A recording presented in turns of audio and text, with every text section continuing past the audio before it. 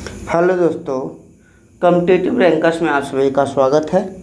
हम लोग आज केमिस्ट्री के 200 अति महत्वपूर्ण वन लाइनर जो रेलवे एग्जाम में बार बार पूछे गए, चाहे वो ELP हो, NTPC हो, ग्रुप डी हो, JEE, इसमें 3 या अधिक बार पूछे गए उन क्वेश्चनों को अच्छे से डिस्कस करेंगे, कंसेप्ट बताएंगे, उसके साथ बहुत सारी चीज़ें जो आपके एग्ज़ाम के लिए पर्याप्त होगा। अगर इस वीडियो को पूरा देख लेते हैं तो रेलवे में आने वाला केमिस्ट्री का एक भी क्वेश्चन आपसे गलती नहीं होगा। देखिए यहाँ जो डिस्कस कर रहे हैं हम, मेरा नाम पंकज कुमार हुआ। मैंने बिहार स्टेट 2023 में रैंक 1 हासिल किया है। आप चाहें तो गूगल पर सर्च कर सकते हैं, गूगल पर मेरा नाम ही पहले आ जाएगा। तो इसलिए आप मुझ पर भरोसा कर सकते हैं, आप इन कंटेंट पर भरोसा कर सकते हैं, क्योंकि लिखा हुआ है कब कब पूछा गया। देखिए इस प्रकार हम लिख दिए हैं, ये क्वेश्चन कब कब पूछा गया।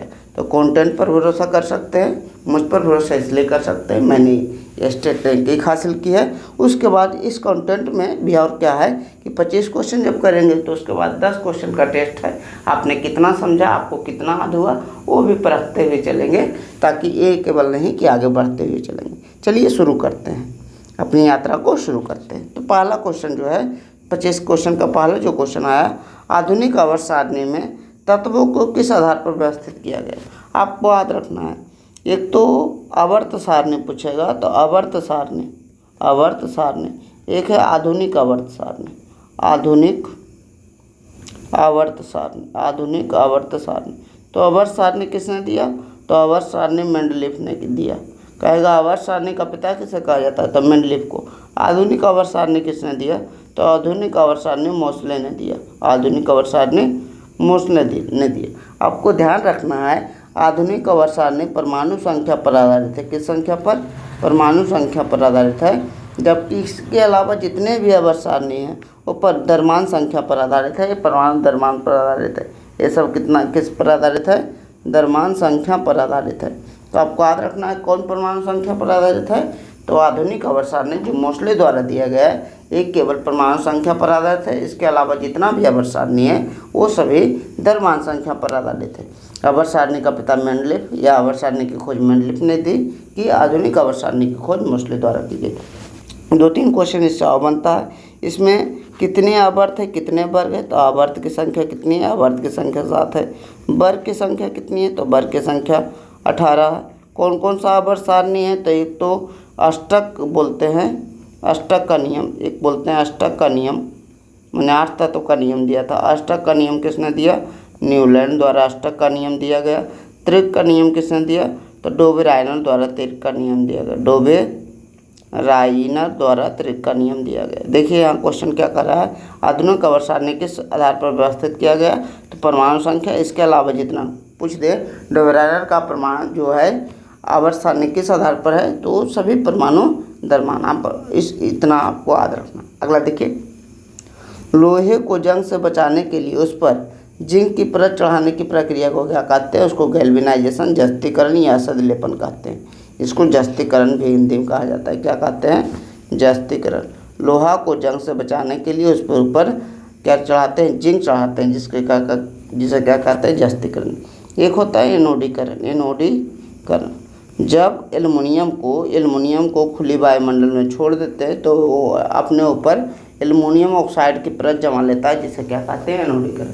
जस्तीकरण क्या हुआ, किसी भी धातु को जंग से बचाने के लिए उस पर जिंक की परत चढ़ाना, जस्तीकरण। जबकि एनोडीकरण क्या हुआ, एल्युमिनियम अपने आप पर ऑक्साइड की एक परत चढ़ा लेती है, जिसे क्या कहते हैं, एनोडीकरण कहते हैं। अच्छे से पढ़ते हुए चलना है, क्योंकि कंसेप्ट बहुत ज़्यादा ज़रूरी है। चलिए, कह रहा है चिप्स के पैकेट में ऑक्सीकरण, चिप्स को पैकेट में ऑक्सीकरण से बचाने के लिए कौन सी गैस भरी जाती है, तो आपको याद रखना है नाइट्रोजन गैस। क्यों, क्योंकि अगर ऑक्सीजन गैस हम भर देंगे तो क्या होगा, वो जल्दी ख़राब हो जाएगा, चिप्स का पैकेट जल्दी ख़राब हो जाएगा, उसके गंध में, उसके स्वाद में परिवर्तन आ जाएगा।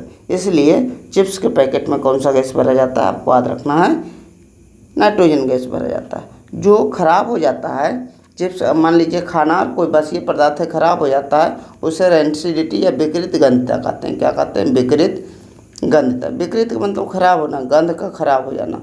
यदि किसी तैलीय वसायुक्त पदार्थ को खुले वायुमंडल में रखते हैं तो ऑक्सीजन से संयोग करके अपना स्वाद और गंध में परिवर्तन कर लेता है, जिसे क्या कहते हैं, विकृत गंध। ये भी आपसे क्वेश्चन पूछा जा सकता है। चलिए आगे बढ़ते हैं। यहाँ पूछा जा सकता है बल्ब में कौन सा गैस भरी जाती है। बल्ब में कौन सी गैस भरी जाती है, कौन सी गैस भरी जाती है, बल्ब में कौन सी गैस भरी जाती है। तो इसका आंसर क्या है, आपको याद रखना है, अक्रिय गैस। बल्ब में कौन सी गैस भरी जाती है, अक्रिय गैस। यहाँ ये पूछा जाता है बल्ब का फिलामेंट किसका बना होता है, बल्ब का फिलामेंट किसका बना होता है, किसका बना होता है।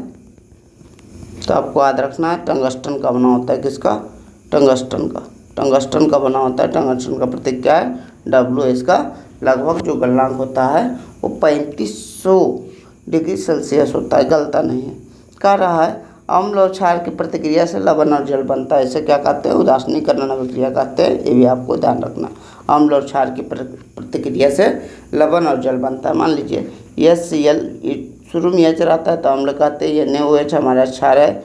अगर ऐसा मिलेगा तो इसका पहला इसका अंतिम से NaCl बन जाएगा और कितने क्या बनेगा, H2O बनेगा। तो आपको याद रखना है जब अम्ल और क्षार मिलेगा तो लवण और जल बनेगा। इसे क्या कहेंगे, उदासीनीकरण अभिक्रिया कहेंगे, उदासीनीकरण अभिक्रिया। तो इसका आंसर क्या हुआ, उदासीनीकरण अभिक्रिया। ऊष्मा क्षेपी ऊष्मा शोषी अभिक्रिया क्या होती है, ऊष्मा क्षेपी वैसी अभिक्रिया जिससे ऊष्मा निकलती है, जिससे ऊष्मा जो होती है निकलती है, उसको क्या कहते हैं, जिससे ऊष्मा निकलती है उसे ऊष्मा क्षेपी कहते हैं। ऊष्मा शोषी किसे कहते हैं, ऊष्मा शोषी अभिक्रिया वैसे अभिक्रिया जिसमें ऊष्मा की ज़रूरत होती है, ऊष्मा की ज़रूरत होती है, क्या कहलाता है, ऊष्मा शोषी कहलाता है। आपको याद रखना है ऊष्मा क्षेपी में शोषण से ऊष्मा निकलती है। कितना ऊष्मा निकलती है, ये भी आपको याद रखना है। 30.5 किलो कैलोरी ऊष्मा निकलती है शोषण से। शोषण को ऊष्मा क्षेपी अभिक्रिया कहते हैं क्योंकि उससे ऊष्मा निकलती है, जबकि प्रकाश संश्लेषण को ऊष्मा शोषी अभिक्रिया कहते हैं। प्रकाश संश्लेषण को कौन सा अभिक्रिया कहते हैं, ऊष्मा शोषी अभिक्रिया। क्यों, क्योंकि सूर्य के प्रकाश की जरूरत होती है, जिसमें ऊष्मा की जरूरत होगी ऊष्मा शोषी, जिससे ऊष्मा निकल रही है ऊष्मा क्षेपी। चींटी के डंक, कोई भी डंक रहे आपको याद रखना है कौन सा डंक में कौन सा अम्ल पाया जाता है, तो उसे फॉर्मिक या मिथनोइक अम्ल कहते हैं। एक मिनट,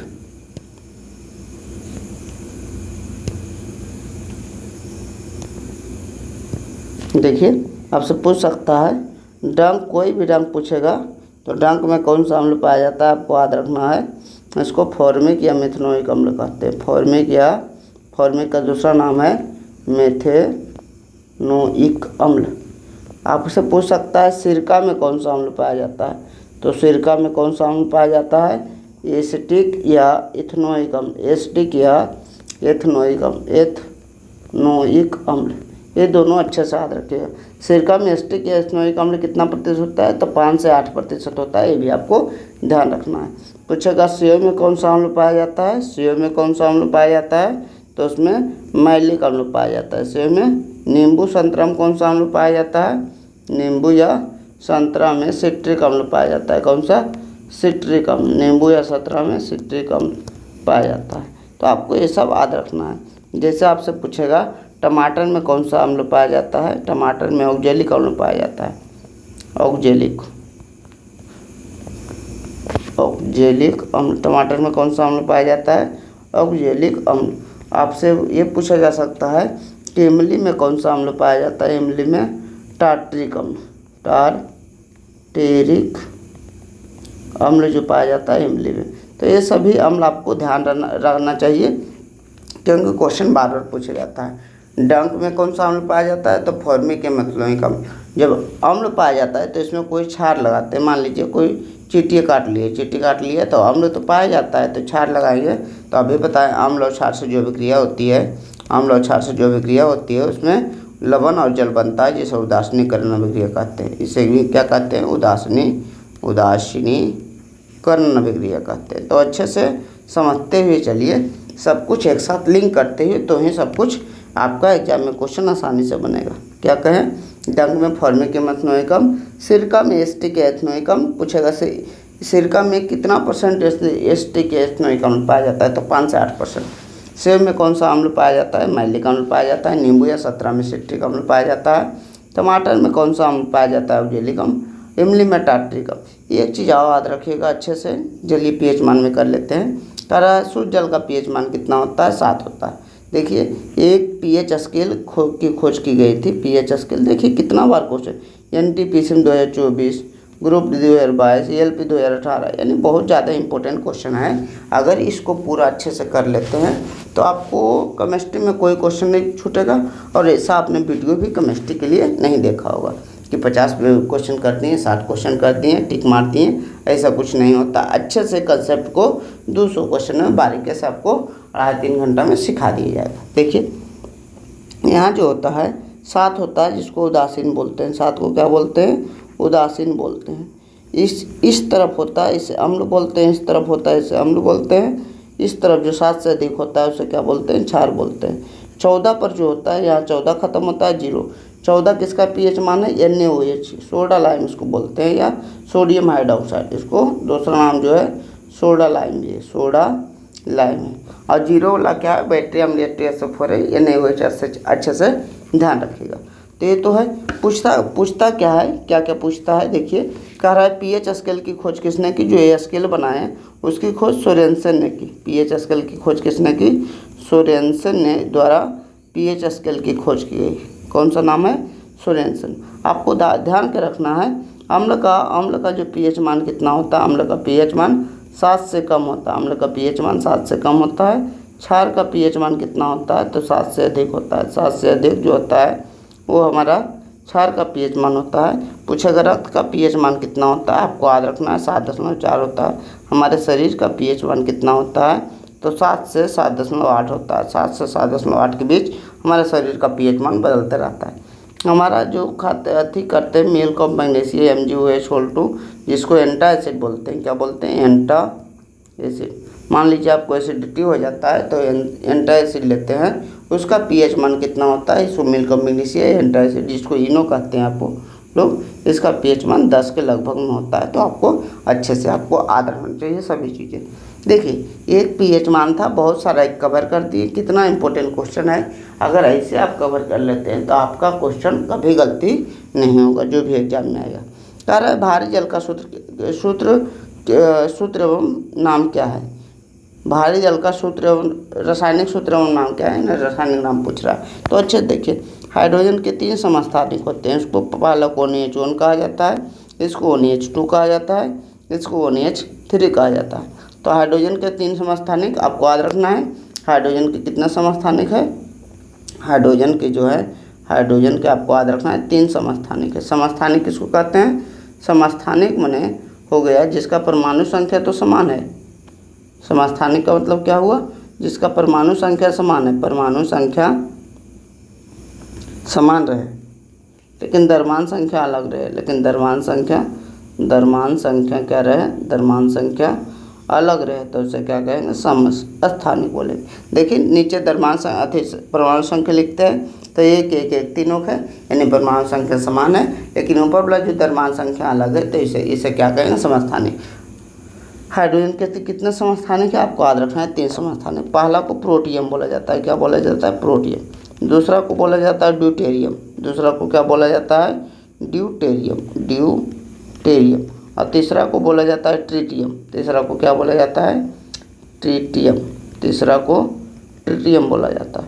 पहला protium, deuterium, tritium. Protium, deuterium, tritium. तो प्रोटियम जो है ठीक है, ONH1 को प्रोटियम है। ड्यूटेरियम D2O, इससे भारी जल बनाया जाता है। इसी से भारी जल बनाया जाता है, जिसका फार्मूला क्या होता है? D2O। ठीक है। और ट्रिटियम जो है हाइड्रोजन के तीसरा समस्थानिक। आपको याद रखना है हाइड्रोजन का कौन सा समस्थानिक रेडियो एक्टिव है?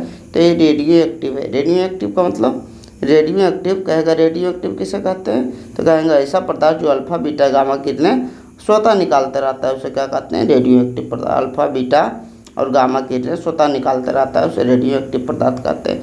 यहाँ ये भी याद रखिएगा अल्फा किसे कहते हैं? तो अल्फा जो होता है हीलियम के नाभिक को अल्फा कण कहते हैं। हीलियम के नाभिक को अल्फा कण कहते हैं। 2+ होता है हीलियम के नाभिक को पॉजिटिव है नेगेटिव है, तो 2 प्लस है यानी पॉजिटिव है। ये बीटा कण किसे कहते हैं, तो इलेक्ट्रॉन के समान जो होता है बीटा कण होता है। गामा कण क्या होता है, जो हमारे न्यूट्रॉन के समान होता है वो गामा कण होता है। तो आपको पूछ सका अल्फा बीटा गामा में कौन सा उदासीन है, तो गामा कण है। कौन सा निगेटिव है, तो बीटा इलेक्ट्रॉन के समान होता है बीटा कण निगेटिव। कौन सा पॉजिटिव है, तो अल्फा कण हीलियम के नाभिक के समान होता है। अब देखिए कभी कभी क्वेश्चन में देखा गया कि जो भारी जल है D2, इसका अनुभार पूछ लिए। तो भार का मतलब ऊपर वाला, भार का मतलब क्या है, देखिए इसका भार कितना है, तो 2 है। इसका भार कितना है, 2, तो 2 निकालते हैं, 2 गुना 2 और प्लस ऑक्सीजन का भार कितना, परमाणु संख्या 8 है, भार 16 है, तो 2 दूना 4 और 16 कितना हुआ, 20 ग्राम पर मोल। इसको लिखते हैं, अनुभार कितना आता है, 20 ग्राम पर मोल। इसका उपयोग किस में करते हैं, तो आपको याद रखना है मंदक के रूप में करते हैं। मंदक क्या होता है, नाभिकीय रिएक्टर में जैसे एक नाभिक जो होता है 3 नाभिक में टूट जाता है, 3 नाभिक में टूट जाता है, 2 को रोकना पड़ेगा तो ही ये फिर 3 में टूटेगा, तो नियंत्रित अभिक्रिया होती है, इसे अनियंत्रित अभिक्रिया हो जाती है। तो इसी मंदक के रूप में आपको क्या करता है, ये हमारा काम करता है D2O। तो आपको याद रखना है पहले फार्मूला क्या है, तो D2O है। डी को क्या कहते हैं, ड्यूटेरियम, तो इसको ड्यूटेरियम ऑक्साइड बोलते हैं। इसका भार कितना आता है, 20 आता है। कौन कौन सा इसमें पूछ सकता है, हाइड्रोजन के कितने समस्थानिक है, 3 है। कौन सा समस्थानिक रेडियो एक्टिव है, तो ट्रिटियम ONI3, जिसको कहते हैं अल्फा बीटा गामा के बारे में पूछ सकता है, रेडियो एक्टिव पदार्थ के बारे में उससे इसमें क्वेश्चन पूछा जा सकता है। चलिए आगे बढ़ते हैं। कह रहा है धोने का सोडा। देखिए 2 सोडा है, एक तो खाने वाला सोडा है, खाने वाला सोडा जिसको बेकिंग खाने वाला सोडा जिसको बेकिंग सोडा कहते हैं। उसके बाद धोने वाला सोडा है, क्या है, धोने वाला सोडा, इसको वॉशिंग सोडा कहते हैं। धोने वाला यानी कपड़ा धोने वाला सोडा है, क्या क्या बोलते हैं, इसको बेकिंग सोडा कहते हैं, बेकिंग सोडा। इसको वॉशिंग सोडा कहते हैं, वॉशिंग सोडा। बेकिंग सोडा और क्या बोलते हैं, वॉशिंग सोडा। चलिए बेकिंग सोडा का फॉर्मूला है NaSCO3, खाने वाले NaSCO3। इसको बोलते हैं सोडियम बाइकार्बोनेट या सोडियम हाइड्रोजन कार्बोनेट। बाई का मतलब खाना बनाती है बाई, तो इससे याद रखते हैं खाने वाला सोडा को बाइकार्बोनेट कहते हैं। धोने वाला सोडा क्या है, Na2CO3 इंटू 10 ये 2। ये भी पूछ सकता है कि धोने वाला जो सोडा है या वॉशिंग सोडा है, इसमें जल के कितने अनुरवा है, तो जल के कितने अनुरवा है, जल के आगे कितना है, 10 है। ये भी आपसे क्वेश्चन पूछा जा सकता है। तो पहले तो कह रहा है कपड़ा धोने वाला सोडा, तो उसमें बाई नहीं आएगा, तो Na2CO3 into 10H2O sodium carbonate 10 hydrate इसको बोलते हैं, 10 हाइड्रेट। अगला देखिए कह रहा है खाने वाला सोडा का रासायनिक सूत्र नाम क्या है, तो खाने वाला सोडा का रासायनिक सूत्र क्या है, NaSCO3 और नाम क्या है, सोडियम बाइकार्बोनेट या सोडियम हाइड्रोजन कार्बोनेट। इसका उपयोग याद रखिएगा, अग्निशामक के रूप में इसका उपयोग करते हैं, अग्निशामक के रूप में। क्यों, क्योंकि जब NaCO3 जो होता है, जो खाने वाला सोडा है, इसको गर्म होता है तो CO2 गैस निकलता है, जो आग को बुझाने में मदद करता है। आग को बुझाने में ये क्या करता है, आग बुझा देता है, आग बुझा देता है। अच्छे से आपको ये बात ध्यान रखना है। देखिए और किस में प्रयोग करते हैं, पाँव रोटी फुलाने में, क्योंकि इसी कार्बन डाइऑक्साइड से पान रोटी भी फूल जाती है। तो अच्छे से सब कुछ ध्यान रखना है। अगला देखिए कह रहा है बिजली के बल्ब में टंगस्टन फिलामेंट को जलाने से बचाने के लिए कौन सी गैस भरी जाती है, तभी बोले बिजली का बल्ब का फिलामेंट कौन सा होता है, तो टंगस्टन का। कौन सी गैस भरी जाती है, तो अक्रिय गैस। अक्रिय गैस का एग्जाम्पल कौन सा है, तो हीलियम है, नियोन है, आर्गन है, क्रिप्टन है, जेनन है, आर्गन है, क्रिप्टन है, जेनन है, अक्रिय गैस भरी जाती है। क्रिप्टन है, जेनन है, रेडॉन है, ये सब हमारा अक्रिय गैस भरी जाती है। क्योंकि अगर ऑक्सीजन भर दिया जाएगा तो ऑक्सीजन तुरंत जल जाएगा, क्योंकि ये क्या है, आग को सपोर्ट करता है। ऑक्सीजन जो होता है आग लगाने में मदद करता है, कार्बन डाइऑक्साइड आग बुझाने में मदद करता है, तो तुरंत टंगस्टन हमारा जल जाएगा। इसलिए कौन सी गैस भरी जाती है, तो अक्रिय गैस। जो भी एग्जाम्पल में रहेगा आपको याद रखना, आर्गन भी भरी जाती है, कभी कभी नाइट्रोजन गैस भी भरी जाती है, आर्गन या नाइट्रोजन गैस भरी जाती है। कौन सा फिलामेंट यूज करते हैं, टंगस्टन का फिलामेंट यूज करते हैं। देखिए अगला, धातुओं का वह गुण जिसके कारण उसे पीटकर चादर के रूप में बनाया जाता है। देखिए दो चीज़ें, अगर कहेगा धातु को पीटकर चादर बनाया जा रहा है तो इसको आघात वर्धता कहते हैं। क्या बोलते हैं, आघात वर्धता। अगर कहेगा धातु को पीटकर उसे तार के रूप में बनाया जा रहा है तो उसको कहते हैं तन्यता। क्या बोलते हैं, तन्यता। सबसे अधिक आघातवर्ध एवं तन धातु कौन सा है? सबसे अधिक किसका है? सबसे अधिक आपको याद रखना है सोना का। सबसे अधिक किसका है? सोना का। सोना के बाद कौन सा आएगा? चांदी आएगा। सोना का प्रतीक क्या होता है? ए होता है। इससे बोला जाता है कि 1 ग्राम अगर सोना है, 1 ग्राम सोना है तो 2 किलोमीटर लंबा तार बनाया जा सकता है। 2 किलोमीटर लंबा तार बनाया जा सकता है। ये भी आपसे क्वेश्चन पूछा जा सकता है। देखिए तो कह रहा है, इसको कह रहा है चादर। चादर का मतलब क्या? आघातवर्धता है। अगर कहेगा तार के रूप में खींचा जा सकता है, उसे क्या कहेंगे? तन्यता कहेंगे। तो हम समझ गए आघातवर्धता। कह रहा है कौन सी एकमात्र धातु है जो कमरे के ताप पर द्रव। देखिए धातु भी एक है जो कहेगा कमरे के ताप पर द्रव अवस्था में पाया जाता है। एक धातु है जो द्रव रहता है और एक अधातु जो है द्रव रहता है। अधातु भी है जो द्रव अवस्था में पाया जाता है। तो कौन सा है? धातु पूछेगा तो पारा पूछेगा। धातु तो पारा, अधातु तो ब्रोमीन। अधातु कौन सा? ब्रोमीन। तो दोनों अच्छे से ध्यान रखिएगा। धातु कहेगा तो पारा, अधातु कहेगा तो क्या? ब्रोमीन। आपको दोनों आंसर अच्छे से पता होना चाहिए। कह रहा है आवर्त सारणी के किस वर्ग में तत्वों को अक्लिष्ट गैस या निष्क्रिय गैस कहा जाता है? तो आपको याद रखना है 18 जो है, अभी बताएं वर्ग की संख्या कितना है? वर्ग की संख्या 18 है, जबकि आवर्त की संख्या कितनी है? आवर्त की संख्या कितनी है? 7 है। वर्ग किसको कहते हैं? तो आवर्त सारणी के जो ऊर्ध्वाधर कतार है, इस प्रकार की कतार है, इसको कहते हैं वर्टिकल लाइन। वर्टिकल लाइन या ऊर्ध्वाधर कतार उसको क्या कहते हैं? वर्ग कहते हैं। आवर्त सारणी की जो क्षैतिज कतार है या हॉरिजॉन्टल लाइन है, हॉरिजॉन्टल लाइन जो है उसको या क्षैतिज कतार को क्या कहते हैं? आवर्त कहते हैं। आवर्त की संख्या कितनी है? 7 है। और वर्ग की संख्या कितनी है? वर्ग की संख्या हमारे पास 18 है। ये भी पूछा जाता है जो वर्ग आवर्त है, आवर्त में ध्यान रखिएगा। आवर्त की संख्या कितनी बोले? 7 बोले। 7 में पर संख्या भी याद रखिएगा कितना कितना है। तो 2 8 8 18 18 32। आज भी करना आसान है। देखिए 2 उसके बाद 2 8 2 18 उसके बाद 32। तो कहेगा पहला आवर्त में कितना? ये आवर्त है। अंतिम आवर्त खाली है। 1 2 3 4 5 6, ये 6 आवर्त तक है। अंतिम आवर्त को एक्टिनाइड या लेंथेनाइड बोलते हैं, वो भी खाली है। अंतिम आवर्त थोड़ा खाली है। तो कहेगा सबसे छोटा आवर्त कौन सा है? तो पहला आवर्त पहला है। तो सबसे छोटा आवर्त कौन सा है? सबसे छोटा आवर्त कौन सा है? तो पूछेगा सबसे आवर्त सारणी का सबसे छोटा आवर्त पहला आवर्त है। आवर्त सारणी का सबसे बड़ा आवर्त कौन सा है? तो छठा आवर्त है। सबसे बड़ा आवर्त कौन सा है? आवर्त सारणी का सबसे बड़ा आवर्त छठा आवर्त, क्योंकि 32 तत्व है। पहला, दूसरा, तीसरा, चौथा, 5वां, छठा। कहेगा आवर्त सारणी का कौन सा आवर्त अभी तक खाली है? तो खाली कौन सा है? 7वां जो आवर्त है अभी तक खाली है। तो ये तीनों क्वेश्चन भी आपको याद रखना है। ये भी क्वेश्चन पूछा जा सकता है कि आवर्त सारणी के चौथे आवर्त में कितने तत्व हैं? तो आवर्त सारणी के पहला, दूसरा, तीसरा, चौथा आवर्त में कितना तत्व है? तो 18 तत्व है। पूछ सकता है चौथे आवर्त में कितने तत्व हैं? चौथे आवर्त में कितने तत्व हैं? तो आपको समझ में आ गया। और 18 जो भी पूछेगा आप आंसर देने के बहुत आसपास रहेंगे, आसानी से आंसर दे पाइएगा। अच्छे से समझिए।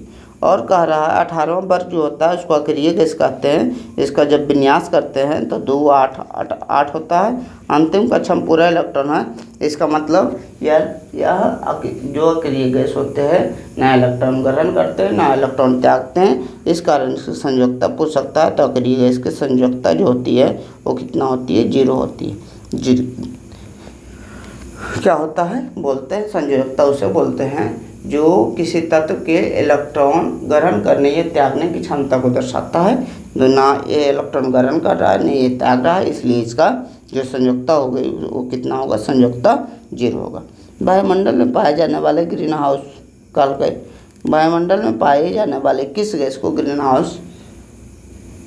हाउस प्रभाव के लिए मुख्य रूप से जिम्मेदार माना जाता है? तो ग्रीन हाउस क्या होता है? ग्रीन हाउस होता है पहले नीला कांच का एक, ठंडे प्रदेशों में क्या होता है? ठंडे प्रदेशों में नीला कांच का एक घर बनाया जाता है ताकि वहाँ के पौधों को संरक्षित रखा जाए। क्यों? क्योंकि वहाँ ठंड बहुत ज़्यादा पड़ती है। नीला कांच से होता है क्या? प्रकाश तो अंदर जाता है लेकिन वो प्रकाश को बाहर नहीं आने देता है, यानी गर्माहट रखे रहता है, इसलिए वो पौधा क्या होता है? बड़ा होता है। उसी प्रकार क्या हो रहा है कि पूरा धरती जो है हमारा ग्रीन हाउस प्रभाव शो कर रहा है। इसका मतलब जो वायुमंडल है, वायुमंडल में बहुत सारा गैस है, तो वो तो सूर्य की किरणें को आने देता है, लेकिन यहाँ से सूर्य की किरणें को जाने नहीं देता है। तो सबसे ज़्यादा जो जिम्मेदार ग्रीन हाउस गैस है, यानी गर्म करने वाला, वायुमंडल को गर्म करने वाला गैस है, तो क्या है? CO2 है। आपको ये भी याद रखना है आज हमेशा कि जो हमारा सबसे गर्म ग्रह है, सबसे गर्म ग्रह कौन सा है? सबसे गर्म जो ग्रह है शुक्र है। गर्म ग्रह जो है शुक्र है। क्यों है? क्योंकि शुक्र जो है सूर्य के बहुत पास में है, सूर्य के सबसे पास बुध है, उसके बाद भी शुक्र गर्म क्यों है? तो इसमें CO2 की उपस्थिति है। और CO2 हम जानते हैं किसी गैस है, तो CO2 जो है हमारे किसी गैस है? ग्रीन हाउस गैस है, जो उष्मा को पकड़ कर रखती है, इसलिए इसे ग्रीन हाउस प्रभाव को दिखाने वाला गैस कहा जाता है। तो आपको याद रखना है CO2 ग्रीन हाउस प्रभाव को दिखाने वाला गैस है। अम्लगम क्या होता है? एक अम्लगम होता है, एक अम्लराज होता है। अच्छे से समझिएगा। अम्लगम होता है Hg+ कोई धातु को मिला देते हैं, तो इसे क्या कहते हैं? अम्लगम होते हैं। अम्लराज क्या होता है? अम्लराज तो इसमें 2 अम्ल होता है। अम्लराज में 2 अम्ल होता है, 3HCl + HNO3। याद भी करना कितना आसान है। HNO3 3HCl होता है। HNO3 में पहले 3 लगा हुआ है, तो इसके आगे 3 नहीं, HCl के आगे 3 लगाना। इसको एक्वारेजिया बोलते हैं। एक्वारेजिया या शाही जल बोलते हैं। एक्वारेजिया या शाही जल। क्यों शाही जल बोलते हैं? क्योंकि इससे शाही जल, सोना चांदी को क्या किया जाता है? साफ किया जाता है, तो शाही जल ही हुआ। सोना चांदी को साफ करने वाला जल राजा महाराजा के पास ही रहेगा, तो इसे शाही जल कहा जाता है। तो दोनों ध्यान रखिएगा। अम्लगम में कौन सा होता है? तो Hg+ कोई धातु होता है। कहेगा अम्लगम में कौन सा अनिवार्य रूप से पाया जाता है? तो अम्लराज में 3HCl + HNO3 पूछ सकता है कभी। HCl HNO3 का अनुपात कितना होता है? तो 3 अनुपात कितना होता है? 1 होता है। 3 अनुपात, इसके आगे ब्लॉक अनुपात बोलते हैं, या मोलों का अनुपात पूछ सकता है, तो 1 होता है। अच्छे से आपको ध्यान रखना। आगे बढ़ते हैं। देखिए कह रहा है विद्युत का सबसे अच्छा चालक धातु कौन सा है? तो विद्युत का सबसे अच्छा चालक धातु कौन सा है? सिल्वर है। कहेगा कौन सा अधातु जो है, अधातु है, विद्युत का चालक है। अधातु जो है वो चालक है। तो आपको याद रखना है ग्रेफाइट जो है एक अधातु ऐसा है जो विद्युत का चालक है। आपको एक क्वेश्चन आप पूछ सकता है, जो अधातु होते हैं वो चमकीले नहीं होते, लेकिन कौन सा धातु चमकीला भी है? तो कौन सा धातु चमकीला है? तो आपको याद रखना है आयोडीन जो है, आयोडीन जिसको नमक में डाला जाता है, नहीं कहते हैं आयोडीन युक्त नमक है, तो क्या होता है? चमकीला धातु। आपको अच्छे से आपको ध्यान रखना है। सब कह रहा है दूध के खट्टे होने या दही जमने के लिए कौन सा अम्ल? जब भी दूध आवे, दूध का मतलब लैक्ट होता है। दूध का मतलब क्या होता है? लैक्ट, LACT। कहेगा दूध की शुद्धता मापी यंत्र को क्या कहा जाता है? दूध की शुद्धता मापी यंत्र को क्या कहा जाता है? मापी यंत्र को क्या कहा जाता है? तो लैक्टोमीटर कहा जाता है। लैक्टोमीटर कहा जाता है। दूध का मतलब लैक्ट है। दूध के खट्टा होने, दूध की खट्टास या दही में कौन सा अम्ल पाया जाता है? तो लैक्टिक एसिड पाया जाता है। लैक्टिक एसिड, यही लैक्टिक एसिड जब कोई ज़्यादा व्यायाम करता है, अधिक व्यायाम करता है, तो उसमें भी उत्पन्न होता है। अगर कोई अधिक व्यायाम करता है तो उसकी मांसपेशियों में जम जाता है, जो ऐंठन का कारण बनता है, मांसपेशियों में ऐंठन का कारण बनता है। आपको ध्यान रखना है। तो दूध की शुद्धता मापी यंत्र को लैक्टोमीटर। दूध जो खट्टा हो जाता है या दही में कौन सा अम्ल पाया जाता है? तो लैक्टिक एसिड। यही लैक्टिक एसिड जब कहेगा कि बहुत अधिक व्यायाम करने वाले की मांसपेशियों में क्या कोई अम्ल जमा होता है, कौन सा होता है? लैक्टिक एसिड, जिसके कारण ऐंठन आता है। तो आपको याद रखना है लैक्टिक एसिड। ये जो लैक्टिक एसिड जमा होता है मांसपेशियों में क्यों होता है? तो IYBA शोषण होता है। IYBA शोषण आगे डिस्कस करेंगे जब बायोलॉजी का एक वीडियो आएगा। आपको 200-250 क्वेश्चन का बायोलॉजी का भी वीडियो देंगे इसी प्रकार का। तो चैनल बने रहें और अच्छे से चैनल को जरूर से जरूर सब्सक्राइब कर लें, क्योंकि ऐसा वीडियो आपको बहुत कम देखने को मिलता हो। चलिए आगे बढ़ते हैं। कह रहा है रसोई gas LPG liquefied petroleum gas का मुख्य घटक क्या है? तो आपको याद रखना है जब पूछेगा LPG उसमें क्या क्या पाया जाता है? तो ब्यूटेन भी पाया जाता है, प्रोपेन भी पाया जाता है। ब्यूटेन प्लस प्रोपेन पाया जाता है।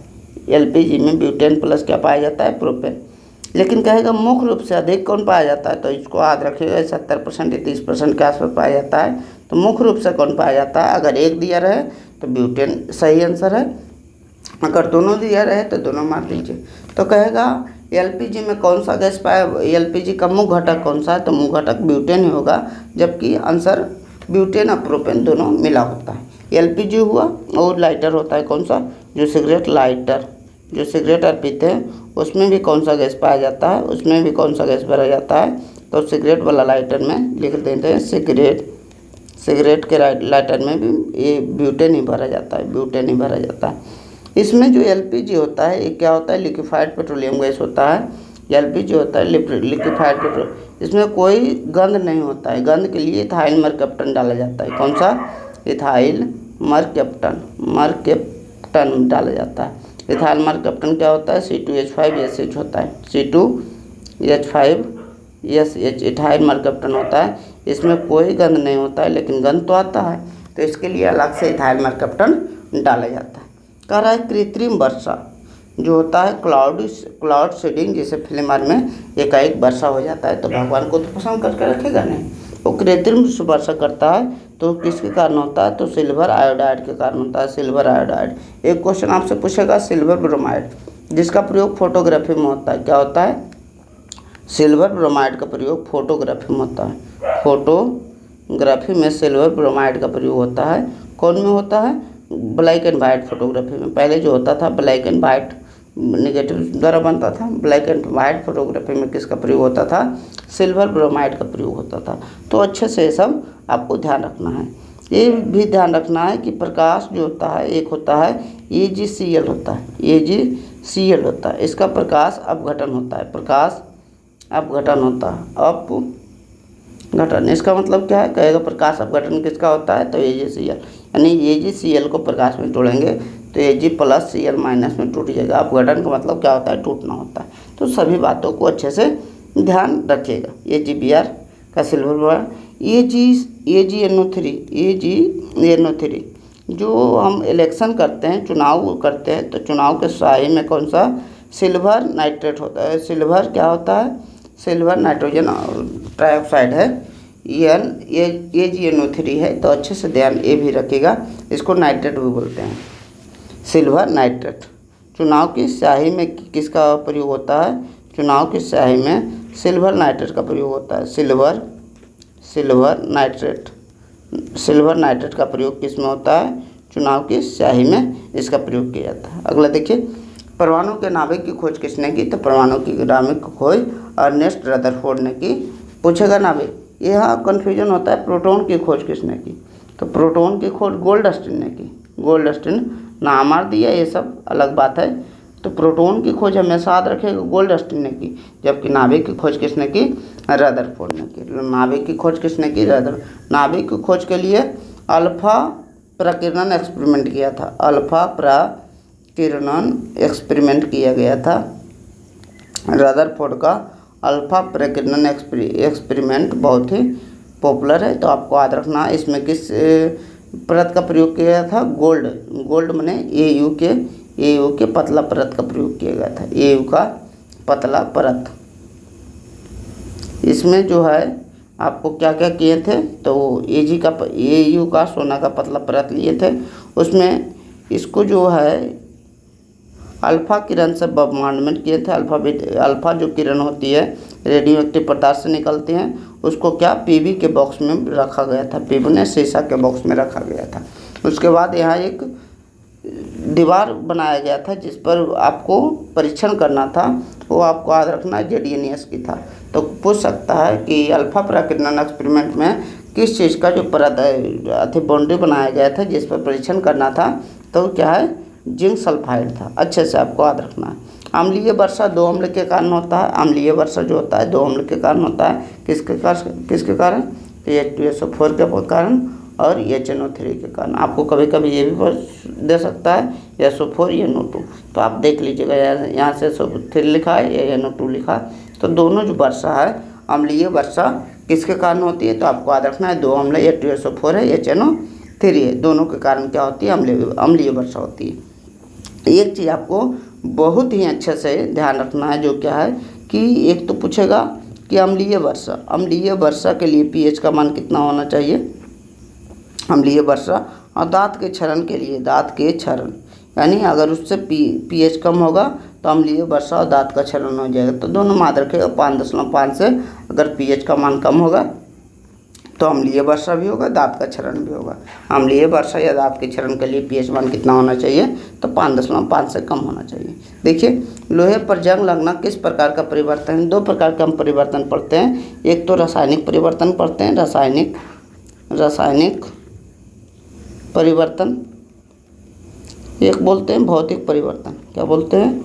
भौतिक परिवर्तन। तो रासायनिक परिवर्तन क्या होता है? जब हम नया चीज़ बनावे, कोई मान लीजिए कोई चीज़ से नया चीज़ हम बनाएं, नया मान लीजिए कोई पुरानी चीज़ थी, पुरानी चीज़ है, उससे हम नया चीज़ बनाएं, लेकिन हम पुरानी चीज़ नहीं बनाएं, एक के तरफ गए नया, जैसे पुराने से नया, जैसे दूध से दही बनाए लेकिन दही से दूध नहीं बनाए, तो इसे क्या कहेंगे? रासायनिक परिवर्तन कहेंगे। लेकिन जब पुरानी कोई चीज़ से हम नई चीज़ बनाएं और नई चीज़ से फिर पुरानी चीज़ बना लिए, तो उसे क्या कहेंगे? उसे आपको याद रखना है कि उसे कहते हैं भौतिक परिवर्तन। जैसे बर्फ़ का जमना कौन सा परिवर्तन है? तो बर्फ़ पानी से बनेगा, फिर पानी बर्फ़ बन जाएगा। इस प्रकार हम दोनों तरीके के, दोनों तरह के कन्वर्जन कर सकते हैं, तो उसको क्या कहते हैं? भौतिक परिवर्तन। लेकिन कहेगा भोजन का पचना, तो भोजन एक बार पच जाएगा तो फिर तो भोजन बनेगा नहीं, तो क्या है? रासायनिक परिवर्तन। जैसे कहेगा, दोनों का एक बहुत ही अच्छा एग्जाम्पल है मोम का जलना। अगर मोम जल गया तो क्या है? किसी का जलना रासायनिक परिवर्तन है, जबकि मोम का पिघलना क्या है? मोम का पिघलना, जब मोम पिघल जाएगा तो दूसरा मोम बन जाएगा। आप देखे होंगे जब मोमबत्ती जलती है, इतना बड़ा मोमबत्ती मान लीजिए रहती है इस प्रकार, तो मोमबत्ती जलती है तो ये इसके जो जलती है तो पिघलती भी है, तो इससे अगर अगला बार मोमबत्ती बनाएगा तो थोड़ा कम बनेगा। इसका मतलब कुछ मोमबत्ती तो पिघल गई, जो पिघल गई उससे दूसरा मोमबत्ती बना सकते हैं, यानी यहाँ भौतिक परिवर्तन है, पिघला। लेकिन जो जल गई, कुछ मात्रा जल भी जाती है, इससे तो अगला मोमबत्ती नहीं बना सकते, तो ये क्या है? रासायनिक परिवर्तन है। अगला देखिए, आवर्त सारणी के हाइड्रोजन वर्ग को, हाइड्रोजन को ग्रुप 17 में रखा गया। हाइड्रोजन में कौन सा आता है? क्लोरीन, क्लोरीन, ब्रोमीन, आयोडीन, ये सब जो होता है हाइड्रोजन में, यानी 17 ग्रुप में आता है। आपको अच्छे से याद रखना है। कहेगा सबसे अधिक ऋणात्मक तत्व किसका है? आवर्त सारणी का सबसे अधिक ऋणात्मक तत्व किसका है? ऋणात्मक इलेक्ट्रोनेगेटिविटी जिसका बहुत ज़्यादा होता है, ऋणात्मक तत्व कौन सा है? तो आपको याद रखना है फ्लोरीन। कहेगा सबसे अधिक क्या होता है? इलेक्ट्रॉन एफिनिटी, ये पूछा जाता है। इलेक्ट्रॉन एफिनिटी किसका होता है? एफिनिटी मैंने पॉजिटिव वाला कुछ गुण शो करता है। सबसे अधिक इलेक्ट्रॉन एफिनिटी, इलेक्ट्रॉन को एफिनिट करना मैंने अपने साथ लगाव के रखना, एफिनिटी। सबसे अधिक इलेक्ट्रॉन एफिनिटी वाला तत्व कौन सा है? तो आपको याद रखना है क्लोरीन है। इलेक्ट्रॉन सक्रिय तत्व कौन सा है? तो वो क्या है? क्लोरीन है। और सबसे अधिक ऋणात्मक तत्व कौन सा है? फ्लोरीन है। तो दोनों याद रखना है। कह रहा है सीसा संचायक बैटरी में किस अम्ल का प्रयोग किया जाता है? जब भी बैटरी एसिड आएगा आपको याद रखना है H2SO4 को बैटरी एसिड या अम्लों का राजा कहा जाता है। इसे क्या कहा जाता है? बैटरी एसिड या अम्लों का राजा कहा जाता है। बैटरी एसिड या अम्लों का राजा कहा जाता है। तो सल्फ्यूरिक अम्ल को क्या? रसायनों का राजा, किंग्स ऑफ केमिकल कहा जाता है। इसे औद्योगिक स्तर पर सहस्पर्श यानी कॉन्टैक्ट मेथड द्वारा प्राप्त किया जाता है। किसके? पूछेगा इसको किस विधि द्वारा H2SO4 को औद्योगिक स्तर पर किस विधि द्वारा बनाया जाता है? तो इसको contact method, CONTACT contact method द्वारा तैयार किया जाता है। औद्योगिक स्तर पर H2SO4 को कॉन्टैक्ट मेथड द्वारा तैयार किया जाता है। कांसा जो है, एक कांसा एक पीतल है। एक पीतल में याद रखिएगा, पीतल में क्या है? अब पिताजी से याद रखिएगा, पीतल पिताजी, पी से पीतल, ता से तांबा, जा से जिंक, यानी पीतल जो है तांबा और जिंक का मिश्रण है। जिस प्रकार पीतल जो बोले, पीतल क्या बोले? तांबा और जिंक का मिश्रण है। उसी प्रकार एक कांसा होता है जो तांबा और टिन का मिश्रण है। क्या है? तांबा और टिन का मिश्रण है। Cu+, टिन का मतलब क्या है? एक पीतल Cu+SN जेडीएन का मिश्रण है। क्या है? तांबा और जिंक का मिश्रण है। उसी प्रकार Cu प्लस एसन का एक आशा मिश्रण है। तो आपको अच्छे से याद रखना है। एक और याद रखना है, फ्यूज या सोल्डर या टाका पूछेगा, फ्यूज या सोल्डर या पूछेगा टाका किसका मिश्रण है, तो आपको याद रखना है Pb प्लस Sn। Pb का परसेंट ज़्यादा होता है, Sn का प्रतिशत कम होता है। तो क्या है, ये जो है कॉपर और टिन का मिश्रण कौन सा है, कांसा है। देखिए डिस्कस कर चुके हैं। पीतल, कॉपर और जिंक का मिश्रण है। पिताजी साथ रखेगा। फ्यूज सोल्डर टाका पूछेगा तो Pb प्लस Sn का मिश्रण है। आपसे ये भी पूछा जा सकता है, एक तो नाइक्रोम पूछा जाता है। नाइक्रोम किसका मिश्रण है, NiCrOm। नाइक्रोम जो है निकेल और क्रोमियम का मिश्रण, निकेल और क्रोमियम। नाइक्रोम का उपयोग किस में करते हैं, तो स्त्री मैंने आयरन वाला आयरन तार के रूप में नाइक्रोम का प्रयोग करते हैं। वो जल्दी गर्म होता है क्योंकि उसका प्रतिरोध बहुत अधिक होता है। अब 25 क्वेश्चन जैसे ख़त्म किए हैं, उसके बाद आपको कितना याद होगा वो भी याद देख लेते हैं आपके। देखिए, अगर 25 क्वेश्चन को ख़त्म करने के बाद ये 10 क्वेश्चन अपने से आपको से बन रहा है, इसका मतलब आप सही ट्रैक पर हैं, आपकी तैयारी बहुत अच्छी चल रही है। अगर नहीं बन रहा है तो आप में दिक्कत है। एक बार अच्छे से पूरे वीडियो को एक बार और देखना आपको चाहिए, क्योंकि आप वीडियो भी देखिए, नोट्स भी बनाते चलिए। एक बार अच्छा सा नोट्स बन गया तो आपको किसी भी कॉम्पिटिटिव एग्जाम में केमिस्ट्री के लिए सोचना नहीं पड़ेगा। कह रहा आधुनिक आवर्त सारणी कहे थे। आधुनिक आवर्त सारणी मोस्टली द्वारा दिए गया, जो आधुनिक आवर्त सारणी और परमाणु संख्या पर आधारित है। बाकी सब परमाणु द्रव्यमान या द्रव्यमान संख्या पर आधारित है। ये क्या, परमाणु संख्या। दूसरा, चिप्स के पैकेट में कौन सा गैस भरी जाती है, आपको याद होगा, नाइट्रोजन गैस भरी जाती है। शुद्ध जल का पीएच मान कितना होता है, तो शुद्ध जल का पीएच मान 7 होता है। अगर अपने से बन रहा है तो बहुत अच्छा, नहीं बन रहा है तो आपके दिक्कत है। अच्छे से और पढ़िए, ऊपर से बहुत अच्छे से डिस्कस करके आए। खाने वाला सोडा क्या था, तो उसमें बाई था, तो NaCO3 सोडियम हाइड्रोजन कार्बोनेट या सोडियम बाइकार्बोनेट। और जो वाशिंग सोडा जो धोने वाला सोडा था, उसका फॉर्मूला था Na2CO3 इंटू 10H2O। यहाँ बताए थे रक्त का pH मान कितना होता है, तो 7.4 होता है। शरीर का pH मान कितना होता है, तो शरीर का pH मान 7 से 7.8 के बीच होता है। अच्छा से याद रखें। वायु एकमात्र अधातु पूछ रहा है जो द्रव अवस्था में पाया जाता है, तो अधातु में बताया था ब्रोमीन। अगर धातु पूछेगा तो क्या होगा आंसर, पारा होगा। धातु पूछेगा तो आंसर क्या होगा, पारा। अम्लगम बनाने में कौन से आवश्यक धातु, अम्लगम बोले थे। अम्लगम में Hg प्लस धातु होता है, तो इसका Hg हो गया। अगर अम्लराज पूछेगा तो वहीं बताए थे क्या होता है, 3HCl प्लस HNO3 को अम्लराज कहते हैं। इसको सहायक जल भी कहते हैं, कोरेजे भी कहते हैं। सोना को शुद्ध करने में इसका उपयोग किया जाता है। कह रहा है यहाँ रसोई गैस का मुख्य घटक क्या है, तो आपको याद रखना है ब्यूटेन ज़्यादा होता है। ब्यूटेन प्लस प्रोपेन है। लेकिन मुख्य कहेगा और एक ही ऑप्शन अगर ब्यूटेन का भी दे दें तो ब्यूटेन ही मानना है। ब्यूटेन को ज़्यादा अहमियत देना है, क्योंकि ब्यूटेन की प्रतिशतता ज़्यादा होती है। इसमें बताए थे गंध के लिए कौन सा गैस मिलाया जाता है, तो इथाइल मरकप्टन, जिसको C2H5SH बोले थे, इथाइल मरकप्टन। अम्लीय वर्षा में जो वायुमंडलीय किन गैसों का वायुमंडलीय प्रदूषण होता है, तो कौन सा गैस होता है, तो हमको अगर अम्ल पूछेगा तो H2SO4 और HNO3। लेकिन हम अधिक गैस पूछेगा तो SO3 कर देना, NO2 गैस इससे निकाल लेना, SO3 ऑक्सीजन कम करके NO2 गैस।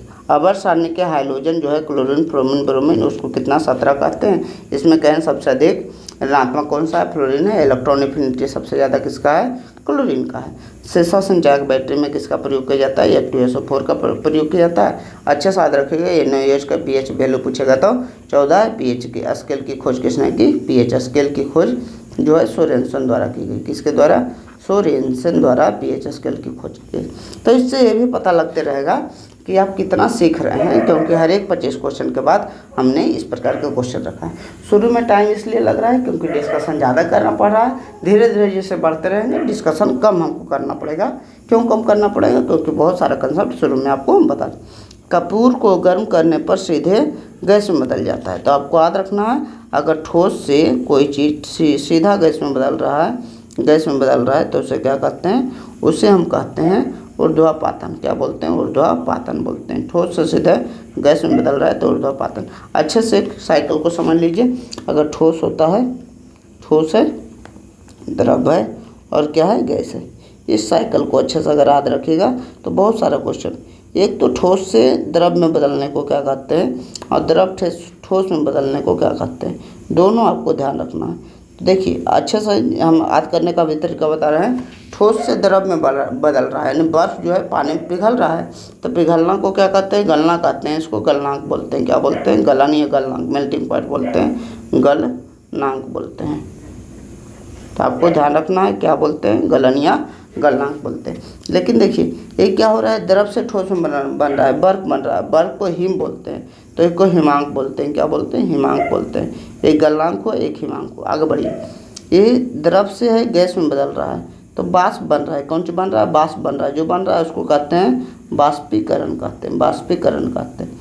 ये क्या हो रहा है, देखिए ये संघनित हो रहा है, संघनित तो जमा हो रहा है, यानी गैस जो है, जो भाप होता है वो जमा होता है ऊपर, संघनित होता है। जमा होना, संघनित होना, इसको संघनन बोलते हैं। क्या बोलते हैं, संघनन। और जो ठोस से सीधा गैस बनता है उसे ऊर्ध्वपातन बोलते हैं, ऊर्ध्वपातन। तो सभी कुछ अच्छे से याद रखें। ऊर्ध्वपातन का एग्जाम्पल क्या है, कपूर को लहराते हैं तो वो जल में नहीं बदलता है, लेकिन ठोस से सीधे क्या होता है, गैस में बदल जाता है, जिसे ऊर्ध्वपातन कहते हैं। अच्छे से आपको ध्यान रखना है। तो ये क्या है, ऊर्ध्वपातन। ऊर्ध्वपातन का और एग्जाम्पल क्या है, नौसादर है, NH4Cl जिसको कहते हैं, नौसादर है हमारा। ठोस CO2 होता है, ठोस CO2, ठोस CO2। ये क्या होता है, फिल्म में देखे होंगे, फिल्म में जो एक धुआं बनता है, अगर डांसर करता है डांसर, तो उसमें एक धुआं बनता है, वो ठोस CO2 के कारण होता है। तो ठोस CO2 को शुष्क बर्फ भी कहा जाता है। क्या कहा जाता है, शुष्क बर्फ। कहेगा शुष्क बर्फ का रासायनिक नाम क्या है, तो ठोस CO2 है, शुष्क बर्फ। तो कौन कौन सा आपको याद रखना है, कपूर, नौसारन, ठोस CO2 याद रखना है अच्छे से। सिरके में कौन सा अम्ल पाया जाता है, एसिटिक अम्ल। बताएं कितना, 5 से 8% पाया जाता है। इसका फार्मूला अगर कोई ध्यान रखना है, CH3COOH। फार्मूला ध्यान नहीं रखे क्योंकि फार्मूला पूछा नहीं जाएगा, अगर पूछा जाएगा तो उसके लिए अलग से मान लीजिए यस, जो भी फार्मूला या UPSC बनता है उसका अलग से क्लास रखा जाएगा, ठीक है। कह रहा है सस्ते आभूषण बनाने में रोल गोल्ड किसका मिश्रण है। जो रोल गोल्ड होता है, जिसको गोल्ड की तरह लगता है, तो सस्ते आभूषण बनता है, उसमें किसका है, तो तांबा रहता है बहुत सारा, क्योंकि गोल्ड की तरह दिखाना है, गोल्ड की तरह दिखाना है, तो उसमें तांबा रहता है और एल्युमिनियम रहता है। तो आपको याद रखना 90% के आसपास तांबा रहता है, 10% एल्युमिनियम रहता है। तो रोल गोल्ड में क्या रहता है, तो 90% तांबा रहता है, एल्युमिनियम रहता है। कितना रहता है, ये 90% रहता है, क्योंकि गोल्ड की तरह दिखे, ये 10% रहता है। तो तांबा एल्युमिनियम रहता है। अच्छे से हांसने वाली हास गैस को नाइट्रस ऑक्साइड कहते हैं, NO2। इसको क्या कहा जाता है, नाइट्रस ऑक्साइड, नाइट्रस ऑक्साइड। तो हास गैस है, हंसने वाला गैस है, जिसके laughing gas LAUGHING laughing gas बोलते हैं। तो लाफिंग गैस आपको याद रखना है, NO2 है। इसको एनेस्थेसिया में इसका प्रयोग किया जाता है, एनेस्थेसिया,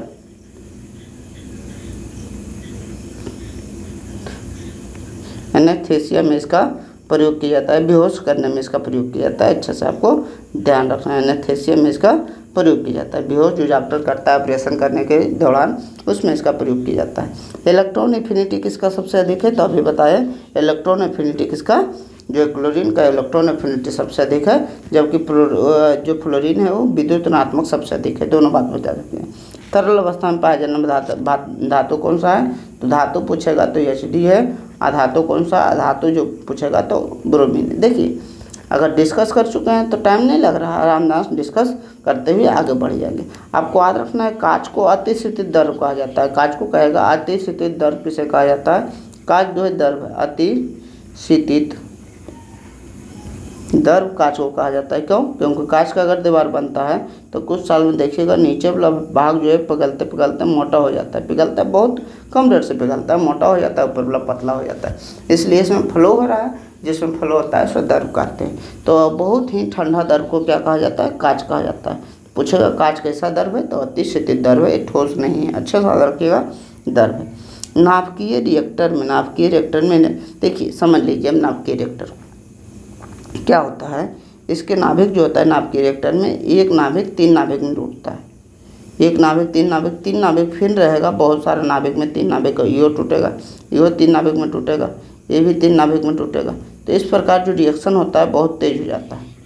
तो इसको कहते हैं अनियंत्रित अनियंत्रित नाभिकीय अभिक्रिया। जिसे परमाणु बम छोड़ता है, परमाणु बम, तो इसमें अनियंत्रित नाभिकीय अभिक्रिया हो जाती है। आपको अच्छा से ध्यान रखना। लेकिन हम लोग क्या करते हैं, हम लोग यूज करने के लिए, मान लीजिए किसी कारखाना में हमको यूज करना है, बहुत सारा ऊर्जा चाहिए, तो उसमें दूगों को बंद करते हैं। दूगों को बंद किस द्वारा करते हैं, तो अभी बताए थे, जो D2 होता है, ड्यूटेरियम ऑक्साइड मंदक का रूप में इस्तेमाल करते हैं, तो उसको रोक देते हैं, Fe3 में टूटेगा, फिर दो रोक देंगे, Fe3 में टूटेगा। तो इसको कहते हैं नियंत्रित नाभिकीय अभिक्रिया। नियंत्रित नाभिकीय अभिक्रिया। जो हमारा नाभिकीय संयंत्र होता है उसमें इसी अभिक्रिया का प्रयोग करते हैं। नाभिकीय संयंत्र में इसी अभिक्रिया का प्रयोग करते हैं। तो इसमें किस क्षण का प्रयोग किया जाता है, ये जो होता है रोकने के लिए, एक तो D2O का प्रयोग किया जाता है और कैडमियम और बोरन के क्षण के भी प्रयोग किया जाता है। इस अभिक्रिया को नियंत्रक क्षण के रूप में किसका प्रयोग किया जाता है, कैडमियम और बोरन के क्षण का भी प्रयोग किया जाता है। तो अच्छे से याद रखिएगा। अनियंत्रित नाभिकीय अभिक्रिया क्या होती है, जब अभिक्रिया जो है लगातार होते जाए, 1 से 3 बने, 3 से 9 बने, 9 से 27 बने, इस प्रकार की, यानी बहुत अधिक मात्रा में ऊर्जा फैल जाए, जैसे परमाणु बम में होता है, तो उसे क्या कहते हैं, नाभिकीय अनियंत्रित नाभिकीय अभिक्रिया। जबकि जब 2 को कंट्रोल किया जाता है, 1 से 3 बना, 2 को कंट्रोल किए, फिर 1 से 3 बना, फिर 2 को कंट्रोल किए, तो इसको नियंत्रित कहा जाता है। नाभिकीय संयंत्र में नियंत्रित होता है, परमाणु जो बम होता है उसमें अनियंत्रित नाभिकीय अभिक्रिया होती है। यहाँ 2 पूछा जाता है, एक तो परमाणु बम पूछा जाता है, किस सिद्धांत पर काम करता है, एक हाइड्रोजन बम पूछा जाता है, हाइड्रोजन बम। तो हाइड्रोजन बम, परमाणु बम, तो आपको याद रखना है, जो बम है, एक होता है नाभिकीय संलयन। जब नाभिक जोड़ता है, नाभिक जोड़ के बड़ा नाभिक बनाता है, तो संलयन कहते हैं, नाभिकीय संलयन बोलते हैं, संलयन। और जब बड़ा नाभिक टूट के छोटा छोटा नाभिक बनाता है, तो इसको बोलते हैं नाभिकीय विखंडन। यही अभिक्रिया अनियंत्रित होती है। अगर बहुत सारा हो गया तो अनियंत्रित हो गया, और नहीं हो बहुत सारा तो इसको परमाणु बम जो होता है नाभिकीय विखंडन पर आधारित है। ये क्या होता है, नाभिकीय विखंडन पर आधारित होता है। जबकि हाइड्रोजन बम आपको याद रखना है, हाइड्रोजन बम या सूर्य की ऊर्जा जो है, तो हाइड्रोजन मिलकर क्या बनाता है, हीलियम बनाता है, जो नाभिकीय संलयन पर आधारित है। नाभिकीय संलयन, तो दोनों अच्छे से याद रखना है। अगर सूर्य कहे या हाइड्रोजन बम कहेगा तो नाभिकीय संलयन पर, जबकि परमाणु बम नाभिकीय विखंडन पर। प्लास्टर ऑफ पेरिस एक जिप्सम होता है, समझिएगा अच्छे से। जिप्सम होता है CaSO4 × 2H2O। अगर इसको गर्म करते हैं, कितना, 100 डिग्री C पर, त्रिभुज का मतलब गर्म करना, तो CaSO4 × ½ बनाता है। 2 है वहाँ आधा हो जाता है, प्लस 3/2H2O जो होता है बाहर निकल जाता है। तो इसे कहते हैं प्लास्टर ऑफ पेरिस। क्यों कहा जाता है, क्योंकि जिप्सम द्वारा प्लास्टर ऑफ पेरिस इसलिए कहा जाता है क्योंकि फ्रांस की राजधानी पेरिस में इसका खोज हुआ था। इसको क्या कहते हैं, जिप्सम कहते हैं। इसको क्या कहते हैं, जिप्सम। जिप्सम क्या होता है, जो सीमेंट में जमने की दर को देर करता है, इसलिए उसे माने जिप्सम होता है। वो उसका काम क्या है, सीमेंट में, जैसे सीमेंट लगा है, पानी डालें तुरंत जम सकता है, लेकिन उसमें जो रिएक्शन है धीरे धीरे करेगा, उसमें जिप्सम मिलाया जाता है, तो ऐसा रिएक्शन धीरे धीरे होता है। तो आपको याद रखना POP क्या है, तो कैल्शियम सल्फेट हाफ हाइड्रेट या सेमी हाइड्रेट इसको बोलते हैं। कैल्शियम सल्फेट हेमी हाइड्रेट या सेमी हाइड्रेट बोलते हैं। कैसे बनाया जाता है, तो CaSO4 × 2H2O जो जिप्सम है उसको 100 डिग्री C पर गर्म करते हैं। 100 डिग्री C का मतलब कितना है, 100 डिग्री C का मतलब 373 केल्विन है। कैसे बदला जाता है वो भी हम फार्मूला बता देते हैं, याद रखिएगा। F - 32/9 बराबर C/5 बराबर K - 273/5, K - 273/5। अगर पूरा ये फार्मूला याद है तो किसी को भी किसी में बदला जा सकता है। जैसे 100 डिग्री C पर है तो C का मान 100 दिए, 100 बटा कितना 5 हो गया, बराबर हमको K निकालना है तो K - 273/5 हो गया।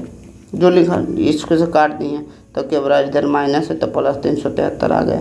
तो याद आपको नहीं करना है, फार्मूला आपको याद रहना चाहिए। F से 32 कटता है, F - 32। देखिए फार्मूला कैसे याद होगा, एफ में 32 घटता है, आपको याद रखना है। सी में कुछ नहीं घटता है। के में कितना घटता है? 273 घटता है, आपको याद रखना है। एफ की जगह 9 रखते हैं, सी की जगह 5, के जगह 5 रखते हैं। इस प्रकार रात कीजिएगा, तुरंत ही याद हो जाएगा और बदलना भी सीख जाइएगा। क्वेश्चन आएगा, हम सिखाएंगे उसमें। तो आपको याद क्या रखना है? प्लास्टर ऑफ पेरिस क्या होता है? तो CaSO4 × हाफ ये 2 होता है, जिप्सम द्वारा बनाया जाता है। कर रहा है चूने के जल को दूधिया करने वाला। देखिए अच्छे से, एक CaO होता है, एक CaO में अगर हम क्या जल मिला देते हैं, H2O मिला देते हैं, तो CaOH बनता है। इसको क्या कहते हैं? कली चूना। इसको बोलते हैं कली चूना या बिन बोझा चूना। कली चूना, CaO को क्या बोलते हैं? कली चूना या बिना बोझा चूना। बिना बोझा चूना बोलते हैं। इसको क्या कहते हैं? चूना जल बोलते हैं, चूना जल, जिसका प्रयोग आपको क्या किया जाता है? सफ़ेदी करने, दीवारों पर सफ़ेदी करने के लिए किया जाता है। जब CaOH में आपको याद रखना है CO2 गैस मिलता है, तो CaCO3 बनता है, H2O बाहर निकल जाता है। तो आपको याद रखना है, 2-3 क्वेश्चन पूछ सकता है, किसके विलयन का प्रयोग सफ़ेदी करने के लिए किया जाता है? तो विलयन का मतलब H2O में मिलाया गया, तो उसका आंसर क्या होगा? CaO। किसके विलयन का प्रयोग सफ़ेदी करने के लिए होता है? तो कली चूना। किसके विलयन का प्रयोग सफ़ेदी करने के लिए किया जाता है? तो कली चूना। विलयन कहा जाता है क्योंकि हम विलयन इसमें जल मिला रहे हैं तो यूज कर रहे हैं।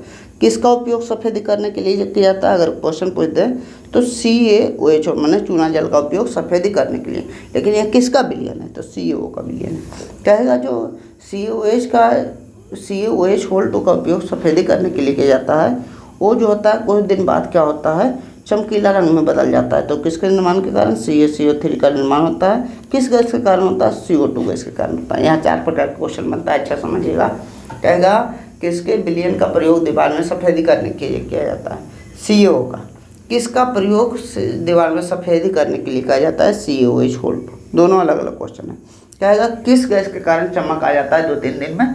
तो हमारा है CO2 गैस। वायुमंडल में CO2 गैस होता है, उसके कारण उसमें चमक आ जाता है। ये पूछ सकता है किसके निर्माण के कारण आता है? तो CaCO3 का निर्माण के कारण होता है।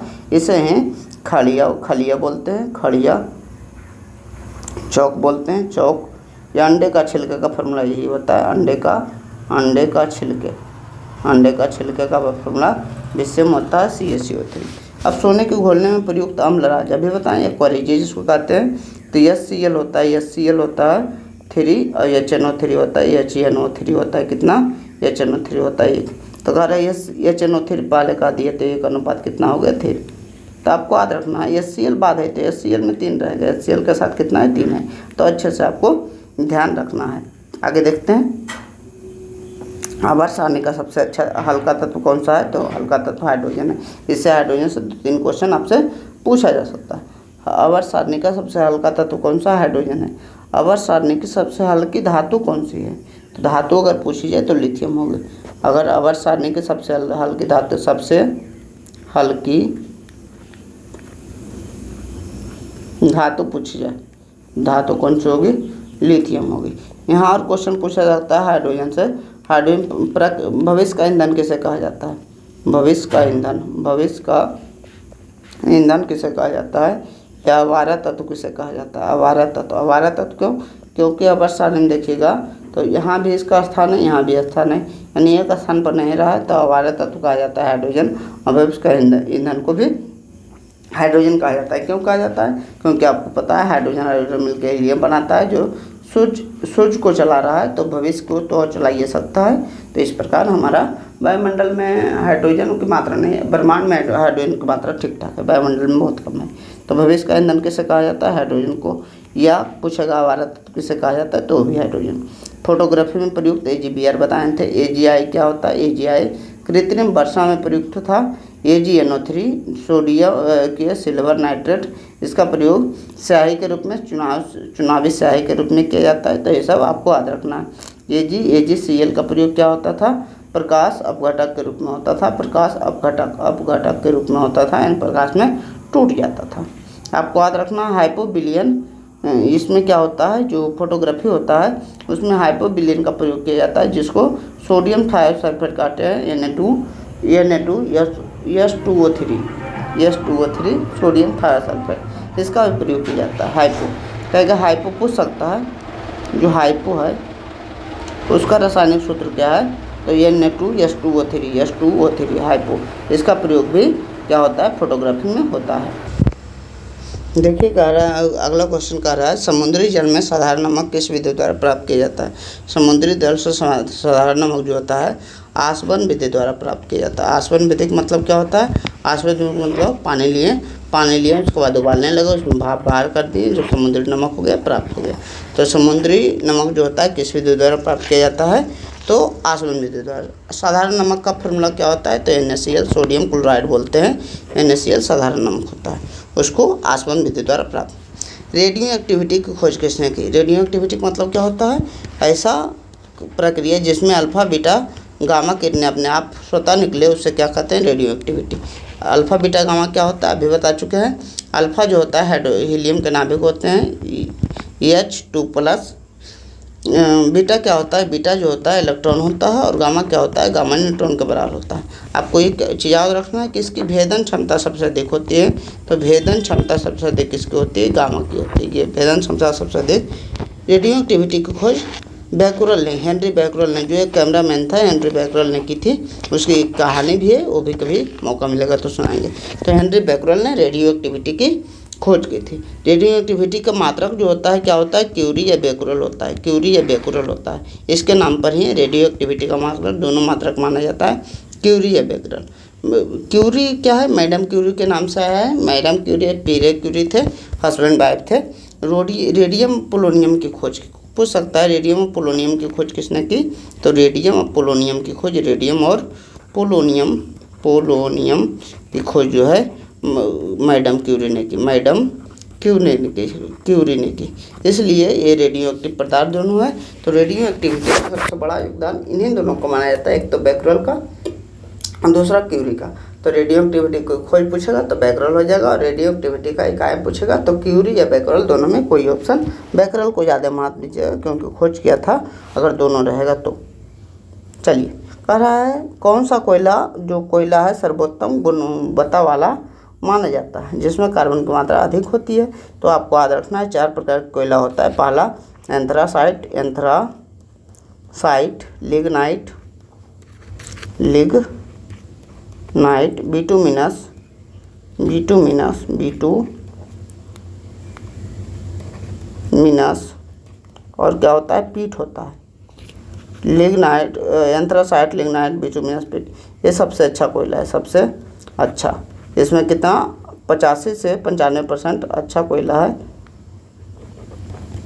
90% के आसपास इसमें कार्बन पाया जाता है, जबकि ये सबसे घटिया कोयला है। सबसे घटिया कौन सा है, सबसे घटिया जो है वो पीट है। सबसे घटिया कोयला कौन सा है, पीट है। भारत में सबसे ज़्यादा कौन पाया जाता है, तो भारत में सबसे ज़्यादा कौन सा पाया जाता है, बिटुमिनस पाया जाता है। बी से भारत, बी से बिटुमिनस, अच्छे से आपको याद कर लेना है। बिटुमिनस कोयला पाया जाता है, जो हमारा घरों में उपयोग होता है, घरों के जलावन में, क्या ईंधन के रूप में जो घर में उपयोग होता है, घरेलू उपयोग के लिए, ये भी हमारा बिटुमिनस ही होता है। तो अच्छे से सब कुछ याद रखना है। सबसे अच्छा एंथ्रासाइट 90% के आसपास कार्बन, बिटुमिनस भारत में पाया जाता है, ईंधन के रूप में प्रयोग होता है, पीट सबसे घटिया कोयला है। प्राकृतिक रबड़ को कठोर और टिकाऊ बनाने के, रबड़ क्या होता है, रबड़ जो होता है एक पेड़ से निकलता है। वो पेड़ क्या होता है, वो जो होता है दूध की तरह रस होता है। तो इसको कठोर बनाने के लिए इसमें सल्फर मिलाया जाता है। क्या बनाया जाता है, रबड़ को कठोर बनाने के लिए इसमें सल्फर मिलाया जाता है, जिसे बल्कनीकरण कहते हैं। क्या, बल्कनीकरण कहते हैं। आपको अच्छा से याद रखना है, जो रबड़ होता है वो दूध की तरह दूधिया से प्राप्त होता है, पेड़ के दूध से प्राप्त होता है। उसमें सल्फर मिलाकर उसको कठोर किया जाता है। इस विधि को क्या कहते हैं, बल्कनीकरण कहते हैं। आपको पूछेगा जो रबड़ है वो किसका बहुलक है, तो आइसोप्रीन का बहुलक है। रबड़ जो है किसका बहुलक है, आइसोप्रीन का बहुलक है। आइसोप्रीन बहुलक का मतलब क्या होता है, एक एक चीज़ मिलके बहुत छोटा चीज़ मिलके बहुत बड़ा चीज़ बनाना, वो क्या होता है, बहुलक। तो आइसोप्रीन का छोटा चीज़ मिलके वो बड़ा चीज़ बनाता है, जिसे क्या कहते हैं, रबड़ कहते हैं। तो जो रबड़ किसका बहुलक है, तो आइसोप्रीन का बहुलक। टमाटर में कौन सा एसिड पाया जाता है, ऑक्जेलिक एसिड पाया जाता है। इसका उपयोग क्या होता है? इसका उपयोग ऑक्जेलिक एसिड का एक उपयोग भी होता है कि अगर स्याही का दाग धब्बा लग गया है, स्याही लग गया है, दाग कपड़े पर दाग लग गए हैं, तो उसको हटाने के लिए ऑक्जेलिक अम्ल का प्रयोग किया जाता है। अच्छे से आपको याद रखना है। पथरी में कैल्शियम ऑक्जेलेट होता है। पथरी में जो मानव का पथरी होता है, कौन सा पथरी का मतलब किडनी स्टोन या पेनक्रियाज स्टोन पथरी, तो पथरी में कौन सा होता है? कैल्शियम ऑक्जेलेट होता है। कैल्शियम पथरी में जो होता है कैल्शियम ऑक्जेलेट होता है, कैल्शियम ऑक्जेलेट। इसलिए आपको पथरी वाले मरीज को, किन्हीं को टमाटर नहीं खाने की सजा जाती है क्योंकि ऑक्जेलेट की मात्रा बढ़ेगी तो पथरी बढ़ जाएगा, और साग खाने की सलाह नहीं दी जाती। शुष्क बर्फ अभी बताएं NH4Cl और नौसादर होता है। एक होता है नौसादर हो गया, एक ठोस CO2 हो गया जिसे शुष्क बर्फ कहते हैं, ठीक है, ठोस CO2 कहें, और एक क्या कहें, नौसादर हो गया, कपूर हो गए। ये सब क्या है? ये सब क्या ऊर्ध्वपातित है, जो सीधे गैस से क्या होते हैं, गैस से सीधे ठोस में जल जाते हैं, जिसे ऊर्ध्वपातन कहते हैं। तो आपको याद रखना है, ठोस जो बर्फ है, शुष्क बर्फ है, उसे क्या कहते हैं? सॉलिड CO2 कहते हैं। अच्छे से आपको याद रखना है। स्टेज को क्या करता है? कूलिंग या वो गैस को बनाने में उपयोग करते हैं। जैसे आपको बताए थे कि गानार में सफ़ेद धुआं का प्रयोग किया जाता है। ये गाना में जो सफ़ेद धुआं का प्रयोग किया जाता है वो किसका होता है? तो ठोस CO2 का ही होता है। अगला क्वेश्चन देखिए, नाभिकीय विखंडन को नियंत्रित करने वाला मंदक, कहेगा मंदक तो D2 और कहेगा नियंत्रक क्षण तो कौन सा बोले थे? नियंत्रक क्षण के रूप में किसका प्रयोग किया जाता है? तो नियंत्रक क्षण के रूप में CD, कैडमियम के क्षण और बोरोन के क्षण। एक पूछेगा आपका, अभी बताएं, जो क्या बताएं कि जो हाइड्रोजन बम होता है, हाइड्रोजन बम होता है, उस किस पर काम करता है, और एटम बम जो होता है, परमाणु बम होता है, वो किस पर काम करता है? तो ये बम है तो अनियंत्रित रहेगा। ये संलयन होता है, नाभिकीय संलयन, और ये क्या होता है? परमाणु बम जो होता है नाभिकीय विखंडन है, नाभिकीय विखंडन के सिद्धांत पर काम करता है। अच्छे से सभी बात को ध्यान रखना है। देखिए मेरे बारे में बार बार लिखा गया है, मैंने बिहार स्टेट जो है 23 में रैंक 1 हासिल की, टॉपर नहीं, रैंक 1 है। प्याज और लहसुन में विशेष तीखी गंध जो होती है किसके कारण होती है? प्याज जब काटते हैं तो उसमें क्या होती है? आँख से आंसू आने लगता है, उस लहसुन की तरह भी होता है इसमें। तो ये क्या होता है? सल्फर, इसमें सल्फर पाया जाता है, इसके कारण उसमें आंसू आते हैं। तो प्याज को काटते समय जो आंसू आते हैं वो सल्फर के कारण आते हैं। तो आपको याद रखना है सल्फर होता है। आगे देखिए, फलों को पकाने के लिए किस गैस का प्रयोग किया जाता है? तो C2H2 एथिलीन गैस का प्रयोग किया जाता है। इसी प्रयोग वेल्डिंग में भी किया जाता है। वेल्डिंग में भी कहेगा, वेल्डिंग में किस गैस का प्रयोग किया जाता है? इसी गैस का प्रयोग किया जाता है। ये फल हार्मोन भी है, पादप हार्मोन भी कहा जाता है इसे। इथिलीन जो है पादप हार्मोन है। तो अच्छे से सभी चीज़ को याद रखिएगा। पादप हार्मोन के बारे में बायोलॉजी में पढ़ेंगे, उसमें ऑक्सीजन होता है, जिब्रेलिन होता है, साइटोकाइनिन होता है, अब्सिसिक अम्ल होता है और इथिलीन होता है। तो पाँचों के बारे में अच्छे से पढ़ेंगे। ओजोन परत वायुमंडल के किस भाग में पाई जाती है जो पराबैंगनी किरणों को रोकती है? तो ओजोन परत जो होती है वायुमंडल के, आपको याद रखना है, पहला होता है क्षोभ मंडल। देखिए अच्छे से, पहला क्षोभ मंडल होता है, क्षोभ मंडल। दूसरा होता है समताप मंडल। तीसरा होता है मध्यमंडल। उसके बाद आयन मंडल, उसके बाद बहिर्मंडल, वायुमंडल। तो ये याद रखना है, जितने प्राकृतिक घटना होती है जैसे बादल का बनना, तूफान का आना, सभी जो होता है हमारे क्षोभ मंडल में होता है। समताप मंडल में क्या होता है? जेट प्लेन उड़ता है। समताप माने तापमान हमेशा बराबर रहता है, इसी में हमारा ओजोन परत होता है। इसी में हमारा ओजोन परत होता है। अब मध्य मंडल क्या होता है? मध्य मंडल जो है ठंडा मंडल, सबसे ज़्यादा ठंडा मंडल कौन सा है? तो मंडल है। आयन मंडल सबसे गर्म मंडल है। और वायुमंडल, इस प्रकार जो आयन मंडल है, रेडियो, जितना भी रेडियो तरंगें होती है, रेडियो तरंगे कहाँ से आती है? तो आयन मंडल से लौटती है। तो आपको अच्छे से सब कुछ अच्छे से ध्यान रखना है। ओजोन का फॉर्मूला क्या होता है? ओजोन का फॉर्मूला O3 होता है। सूर्य से आने वाले पराबैंगनी किरणों से रोककर हमारी रक्षा करता है। तो ऑक्सीजन कहेगा, ओजोन में ऑक्सीजन के कितने परमाणु होते हैं? तो 3 परमाणु होते हैं। एक ओजोन दिवस कब मनाया जाता है? ये भी ध्यान रखिएगा। ओजोन दिवस कब मनाया जाता है? तो ओजोन दिवस 16 सितंबर को मनाया जाता है। 16 सितंबर को ओजोन दिवस मनाया जाता है। इसके लिए एक प्रोटोकॉल हुआ था जिसको मॉन्ट्रियल प्रोटोकॉल कहते हैं, मॉन्ट्रियल प्रोटोकॉल कहते हैं, मॉन्ट्रियल प्रोटोकॉल कहते हैं। इसके लिए प्रोटोकॉल हुआ था, एक समय एक बैठक हुई थी जैसे कनाडा में हुई थी, जिसको मॉन्ट्रियल प्रोटोकॉल कहते हैं। तो अच्छे से ये सब बातें आप ध्यान रख सकते हैं, ठीक है। एक तो पूछा जाता है कि जो ओजोन है उसकी सांद्रता, ओजोन की सांद्रता किस में मापी जाती है? तो ओजोन की सांद्रता जो है, ओजोन की सांद्रता किस में मापी जाती है? तो डॉप्सन में मापी जाती है, डॉप्सन। तो एक पूछेगा ओजोन परत की मोटाई कितनी है? तो एक डॉप्सन 3 सेंटीमीटर के बराबर होती है। तो ओजोन परत की मोटाई 3 सेंटीमीटर होती है। ओजोन तो परत है क्या? तो ऑक्सीजन के 3 जो परमाणु से मिलकर बना हुआ परत है, वो क्या होता है? टूटता है, लेकिन अपने आप में क्षतिपूर्ति कर लेता है, यानी जुट भी जाता है। ऑक्सीजन के जैसे परमाणु टूटे जुट भी है, लेकिन प्रदूषण इतना बढ़ गया कि वो टूटता है लेकिन जुटने का टाइम नहीं होता है, इसलिए कहते हैं उसमें ओजोन छिद्र हो गया, यानी ओजोन बन नहीं रहा है, ओजोन केवल टूट रहा है। तो अच्छे से याद रखिए। बुझे हुए चूना में क्लोरीन गैस प्रवाहित करने पर क्या होता है? तो बुझे हुए चूना क्या होता है? CaOH2।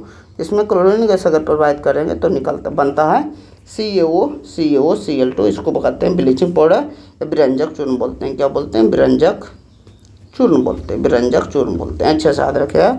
जब बुझे हुए पानी में इसका प्रयोग किस में करते हैं? सफ़ेदी करने के लिए जिसमें क्लोरीन गैस प्रवाहित की जाती है, तो विरंजक चूर्ण करना होता है। इसके साथ ही एक चीज याद रखिएगा, ये वाला जो बोले थे CO2 गैस प्रवाहित करते हैं, तो CaCO3 प्लस H2O बनता है, जिसके कारण दीवार में चमक आ जाती है। किसके कारण? CO2 के। किसके निर्माण के कारण? CaCO3 के निर्माण के कारण आती है। अगला, जल की अस्थायी कठोरता किस लवण के उपस्थिति के कारण होता है? कैल्शियम और मैग्नीशियम के बाइकार्बोनेट के कारण। कैल्शियम और मैग्नीशियम के बाइकार्बोनेट HCO3 के होल 2 से होता है। मैग्नीशियम के बाइकार्बोनेट SCO3 के होल 2। इस प्रकार आपको अस्थायी कठोरता किसके कारण होता है? अस्थायी कठोरता पूछ रहा है। जल की अस्थायी कठोरता जो होती है, तो सोडियम क्या है? मैग्नीशियम एवं कैल्शियम के बाइकार्बोनेट के कारण होती है। अच्छे से आपको ध्यान रखना है। आगे बढ़ते हैं। देखिए, अस्थायी कठोरता जो होती है किसके कारण होती है? तो अस्थायी कठोरता सल्फेट एवं क्लोराइड के कारण होती है। तो दोनों याद रखेगा। अस्थायी पूछा, अस्थायी तो क्या है? मैग्नीशियम है और क्या है? कैल्शियम है। क्या? बाइकार्बोनेट। और जो अस्थायी कठोरता वो किसके कारण आती है? सल्फेट या क्लोराइड के कारण, Cl के कारण, SO4 या Cl के कारण, सल्फेट या क्लोराइड के कारण अस्थायी कठोरता। जबकि अस्थायी कठोरता मैग्नीशियम और कैल्शियम के बाइकार्बोनेट के कारण होती है। इसे उबाल कर ठीक किया जाता है। ठीक है, आगे बढ़ते हैं। अस्थायी कठोरता में तुरंत जो ठीक हो जाए। अस्थायी कठोरता का मतलब क्या है? धोने पर माने सरफ से ठीक होता है। आगे बढ़ते हैं। देखिए, 25 क्वेश्चन जैसे ही 50 पूरा हुआ, 10 का टेस्ट आ गया। आप अब बताइए कितना आपका अब याद हुआ। अच्छे से अगर याद हो रहा है, ये टेस्ट अच्छे से बन रहा है वीडियो देखने के बाद, तो वीडियो बहुत फ़ायदेमंद आपके लिए हो रहा है।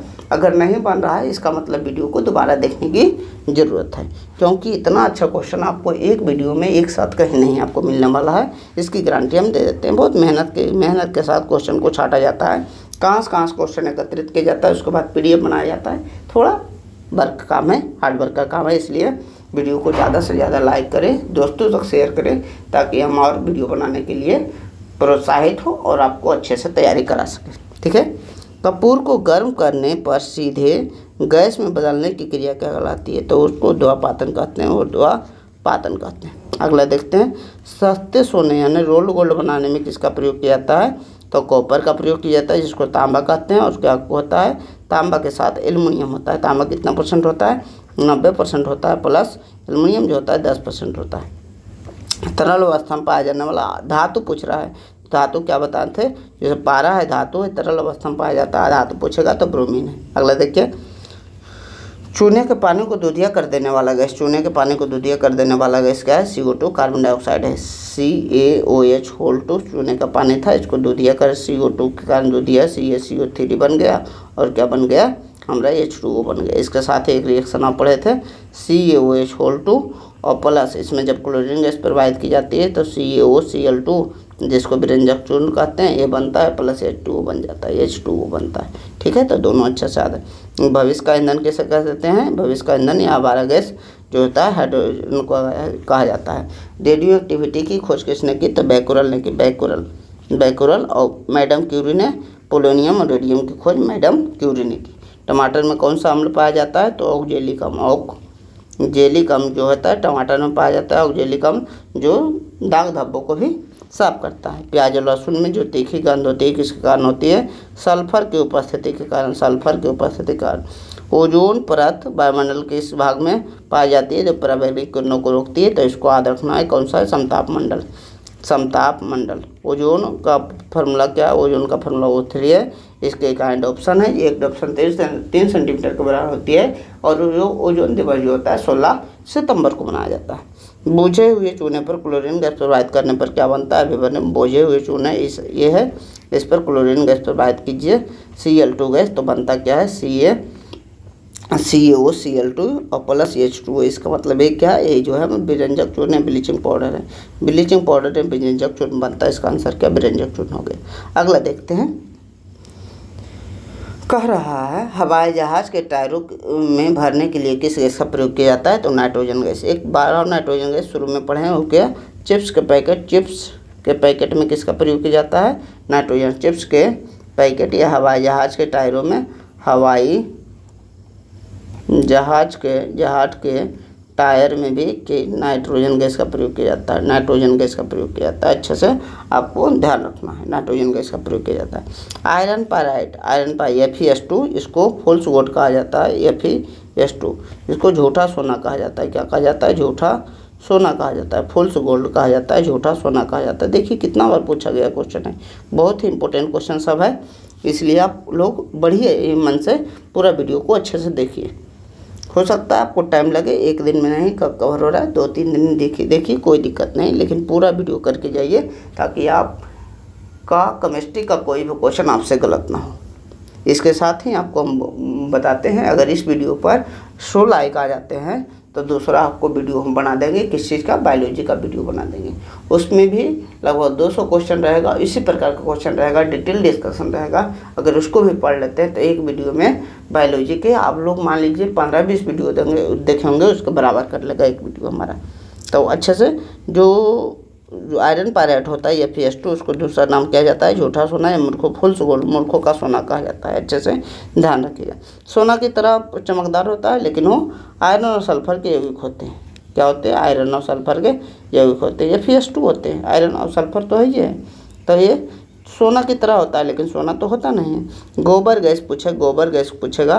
देखिए आपको यहाँ क्या पूछेगा? गोबर गैस पूछे, बायोगैस पूछे, CNG पूछे, कंप्रेस नेचुरल गैस पूछे।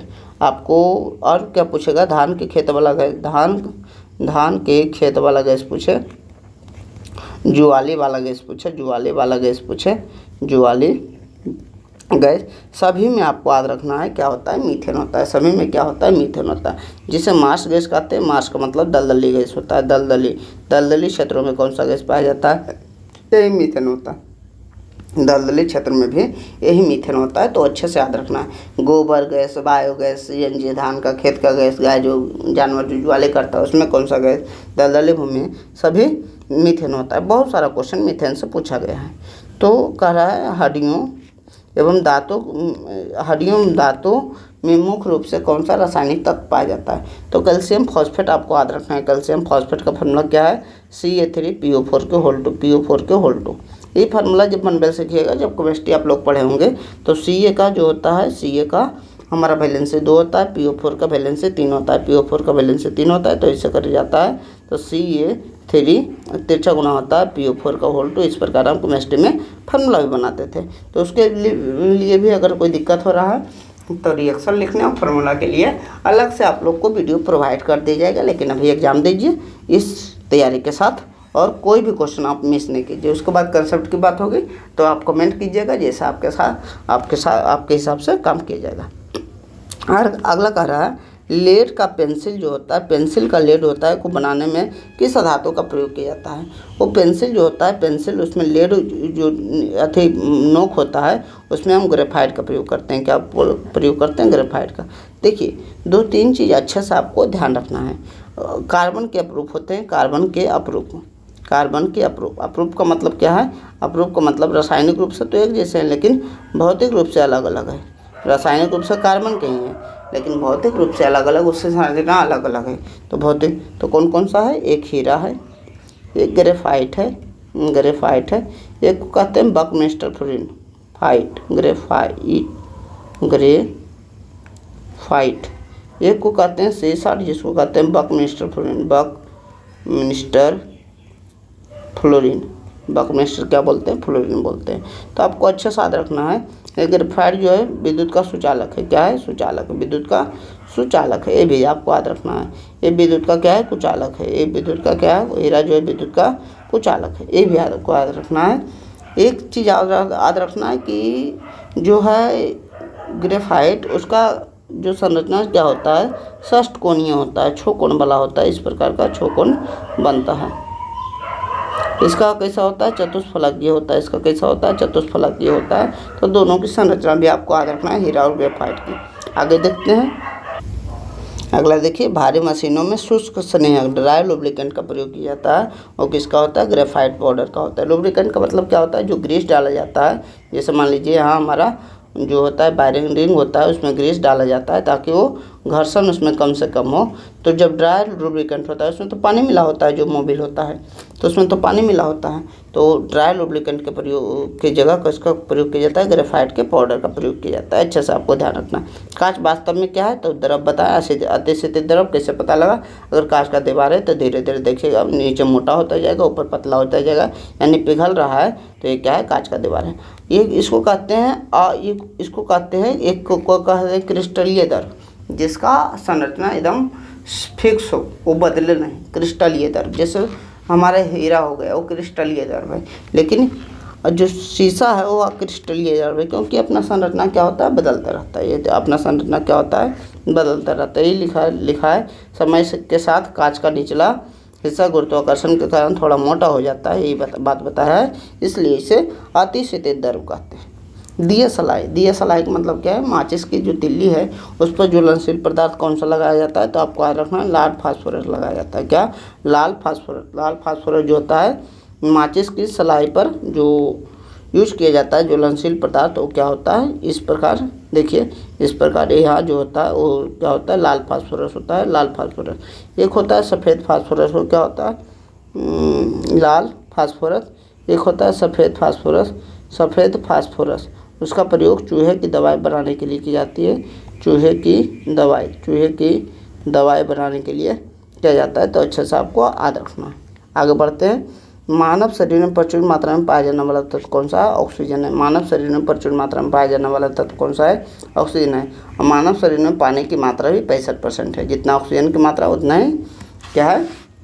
पानी की मात्रा है। मानव शरीर में ऑक्सीजन की मात्रा कितनी है? 65%। ये पूछ सकता है वायुमंडल में कौन कौन गैस कितना है? तो नाइट्रोजन गैस कितना है? ऑक्सीजन गैस कितना है? उसके बाद आर्गन गैस कितना है? ये सब है। तो नाइट्रोजन गैस 78% है, ऑक्सीजन गैस 21% है, और आर्गन कितना है? 0.03% है। 0.3% है। तो ये सब बातों को अच्छे से ध्यान रखिएगा। तो कहेगा मानव शरीर में सबसे अधिक जो तत्व है वो कौन सा पाया जाता है? तो ऑक्सीजन ही पाया जाता है। सोडा वाटर यानी शीतल जो पेय पदार्थ है उसमें कौन सा अम्ल उपस्थित होता है? तो कार्बोनिल अम्ल होता है।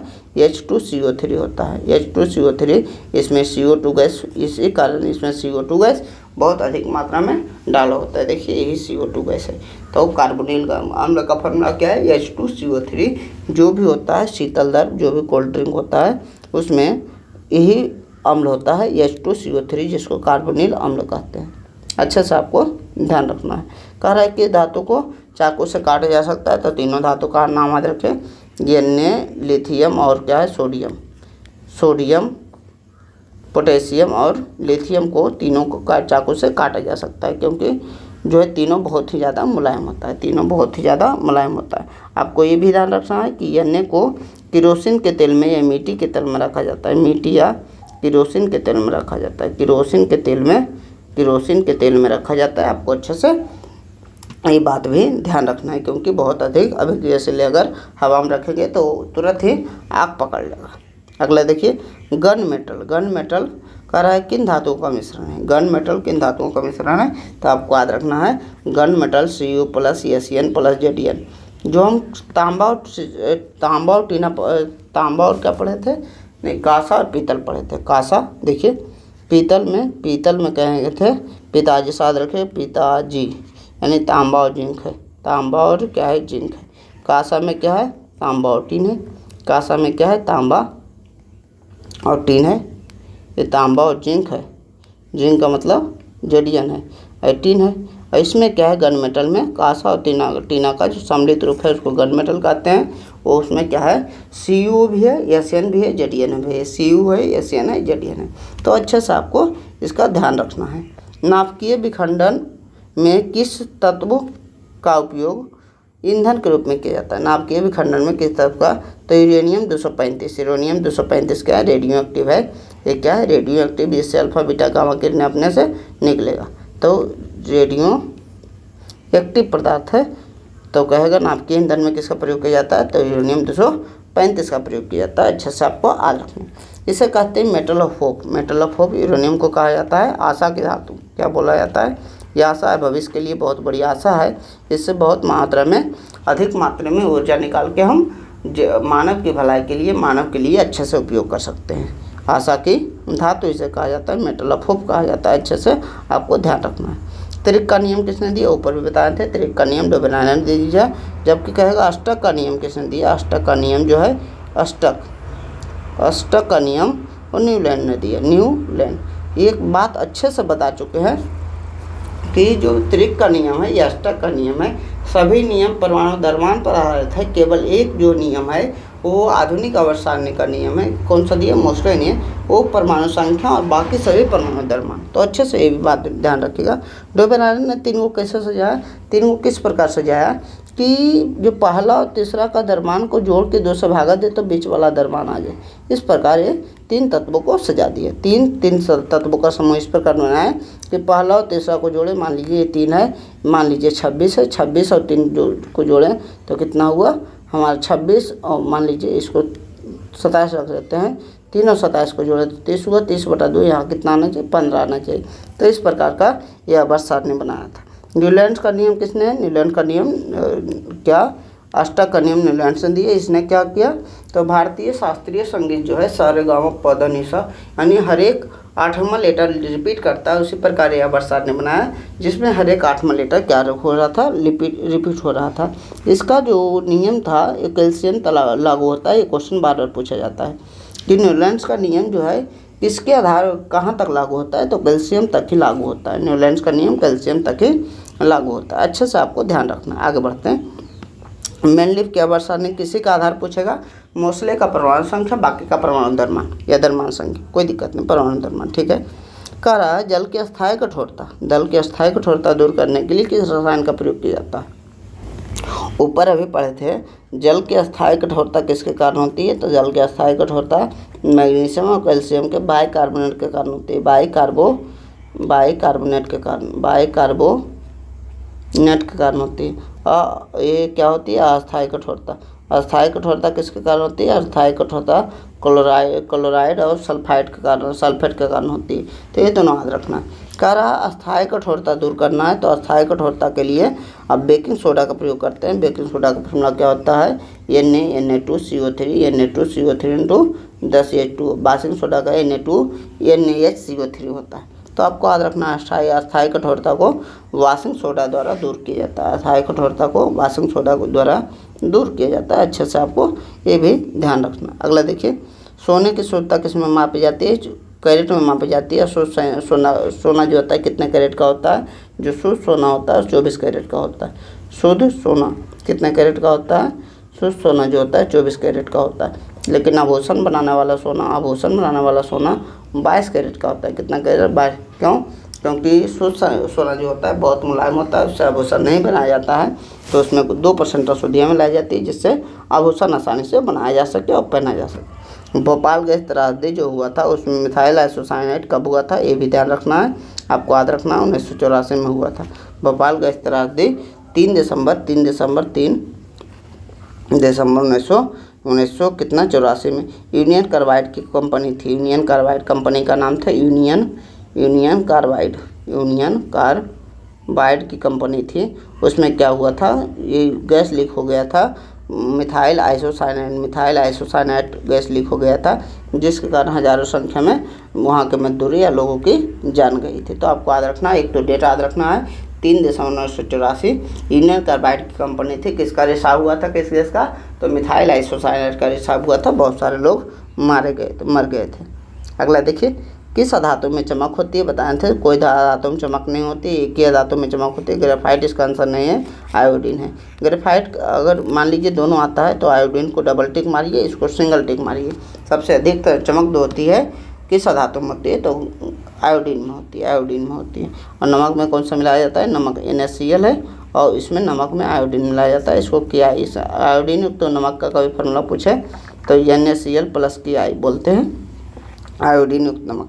कह रहा है सिगरेट में कौन सा गैस मिलाई जाती है, तो सिगरेट में ब्यूटेन मिलाई जाती है। सिगरेट में क्या मिलाया जाता है, ब्यूटेन मिलाया जाता है, आगे भी बता चुके हैं।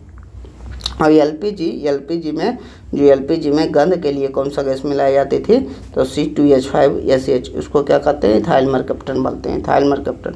कह रहे लोहे का शुद्धतम रूप कौन सा है, तो पिटवा लोहा। लोहे का शुद्धतम रूप कौन सा है, पिटवा लोहा जो है लोहे का शुद्धतम रूप है। सबसे अधिक आघात वर्ध होता है, ये जो होता है सबसे अधिक, और सबसे जो कम आघात वर्ध होता है वो ढलवा लोहा होता है, वो सबसे घटिया कोई लोहा होता है। तो सबसे लोहा का शुद्धतम रूप क्या है, पिटवा लोहा सबसे शुद्धतम रूप है। हाइड्रोजन बम कहें तो अनियंत्रित, और हाइड्रोजन बम कहें तो नाभिकीय संलयन, परमाणु बम कहेगा तो नाभिकीय विखंडन। अच्छे से बात को बता चुके, आगे बढ़ते हैं। कह रहा है समान ताप पर द्रव्यवस्था में पाया जाने वाला धातु का अब 2-3 बार क्वेश्चन आ गया, क्या है, धातु जो है पारा है। धातु क्या है, पारा है। और पारा अब बताए थे, अम्लगम बताए थे क्या होता है, Ag प्लस धातु। क्यों यूज किया जाता है, इसको मिलाया जाता है, क्योंकि किसी धातु को शुद्ध करने के लिए जितना भी हमारा इम्प्योरिटी रहता है Ag के साथ आ जाता है, Ag में घुल जाता है और धातु अलग हो जाता है, अगला देखिए क्या है, परमाणु रिएक्टर में न्यूट्रॉन की गति को धीमे करने के लिए प्रयुक्त D2O यानी दल का क्वथनांक कितना होता है, तो 101.4 डिग्री सेल्सियस।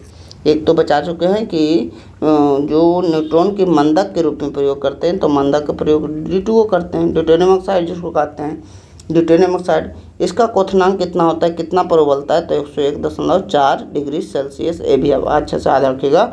और रड कौन सा प्रयोग होता है, रड जो होते हैं कैडमियम तथा बोरन के रड के प्रयोग किए जाते हैं। अच्छे से आपको चीज़ों को समझा दिया गया है।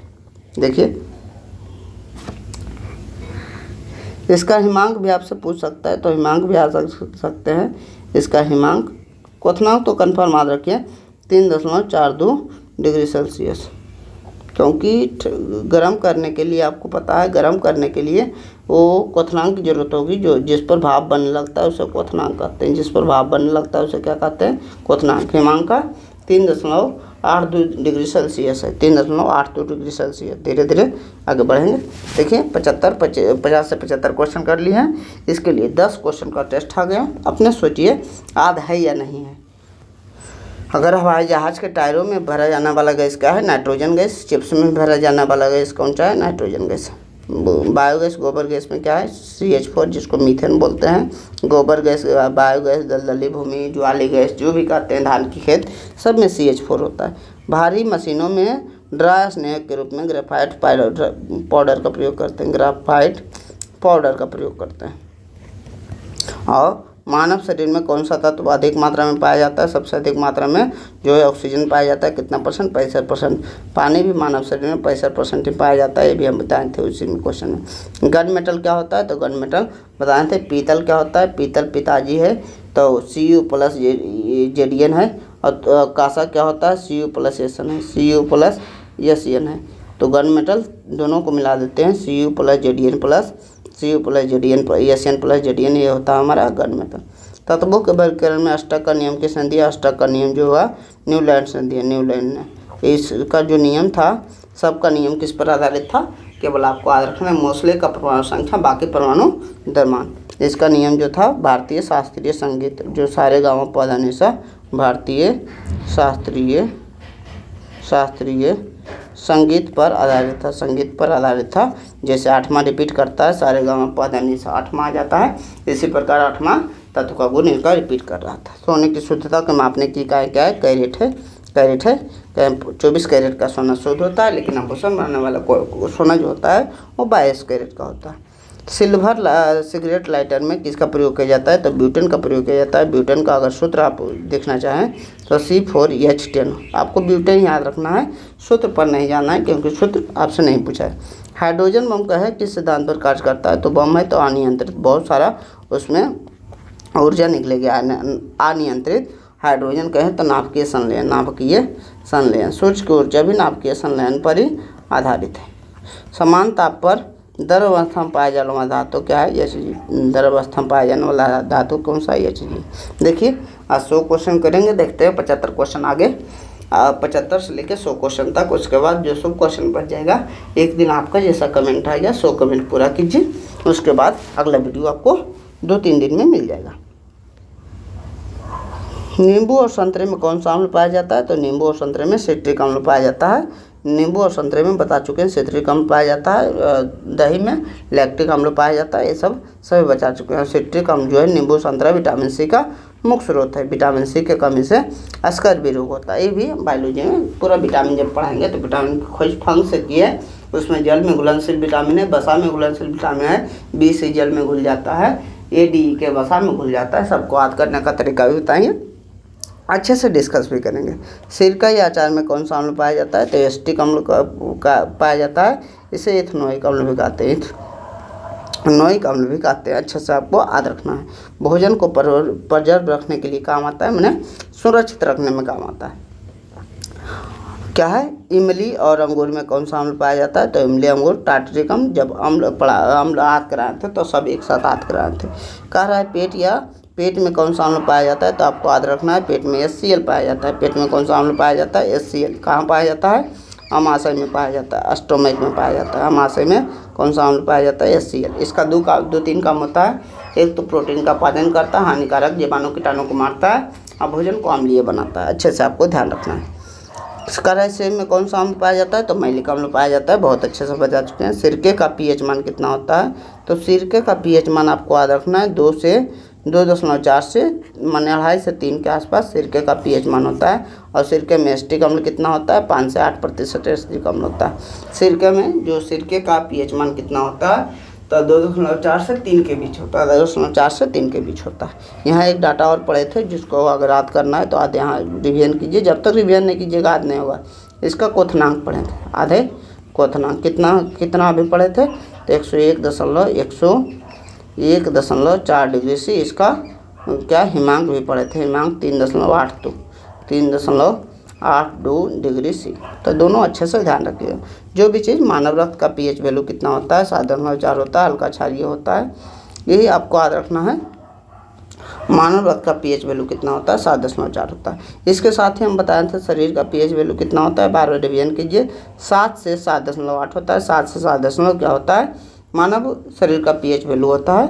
मिल्क ऑफ मैग्नीशियम MgOH, जिसको एंटासिड कहते हैं, इसका pH वैल्यू 10 के आसपास होता है। 10.5 के भी कभी दे देता है। अम्लीय वर्षा और दांत के क्षरण के लिए pH मान 5.5 से कम होता है, 5.5 से कम होता है। ये ऑप्शन देख लीजिए, 5.4 भी रहेगा, कभी 5.6 भी रहेगा। लेकिन आपको याद रखना है अम्लीय वर्षा और दांत के क्षरण के लिए pH मान जो होता है 5.5 से कम होता है। आगे बढ़ते हैं।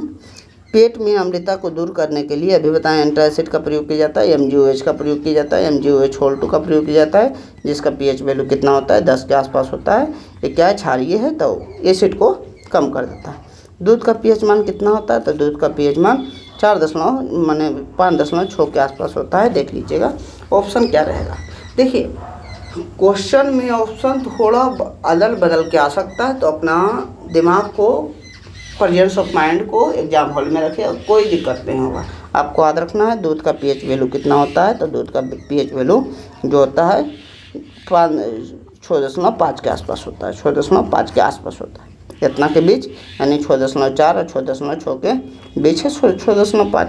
तो अच्छे से आपको ध्यान रखना है। धीरे धीरे करके हम उदासीन विलयन का pH मान कितना होता है? 7 होता है। अम्ल का pH मान 7 से अधिक होता है। क्षार का pH मान 7 से कम होता है। अम्ल का पीएच मान 7 से कम होता है, क्षार का पीएच मान 7 से अधिक होता है।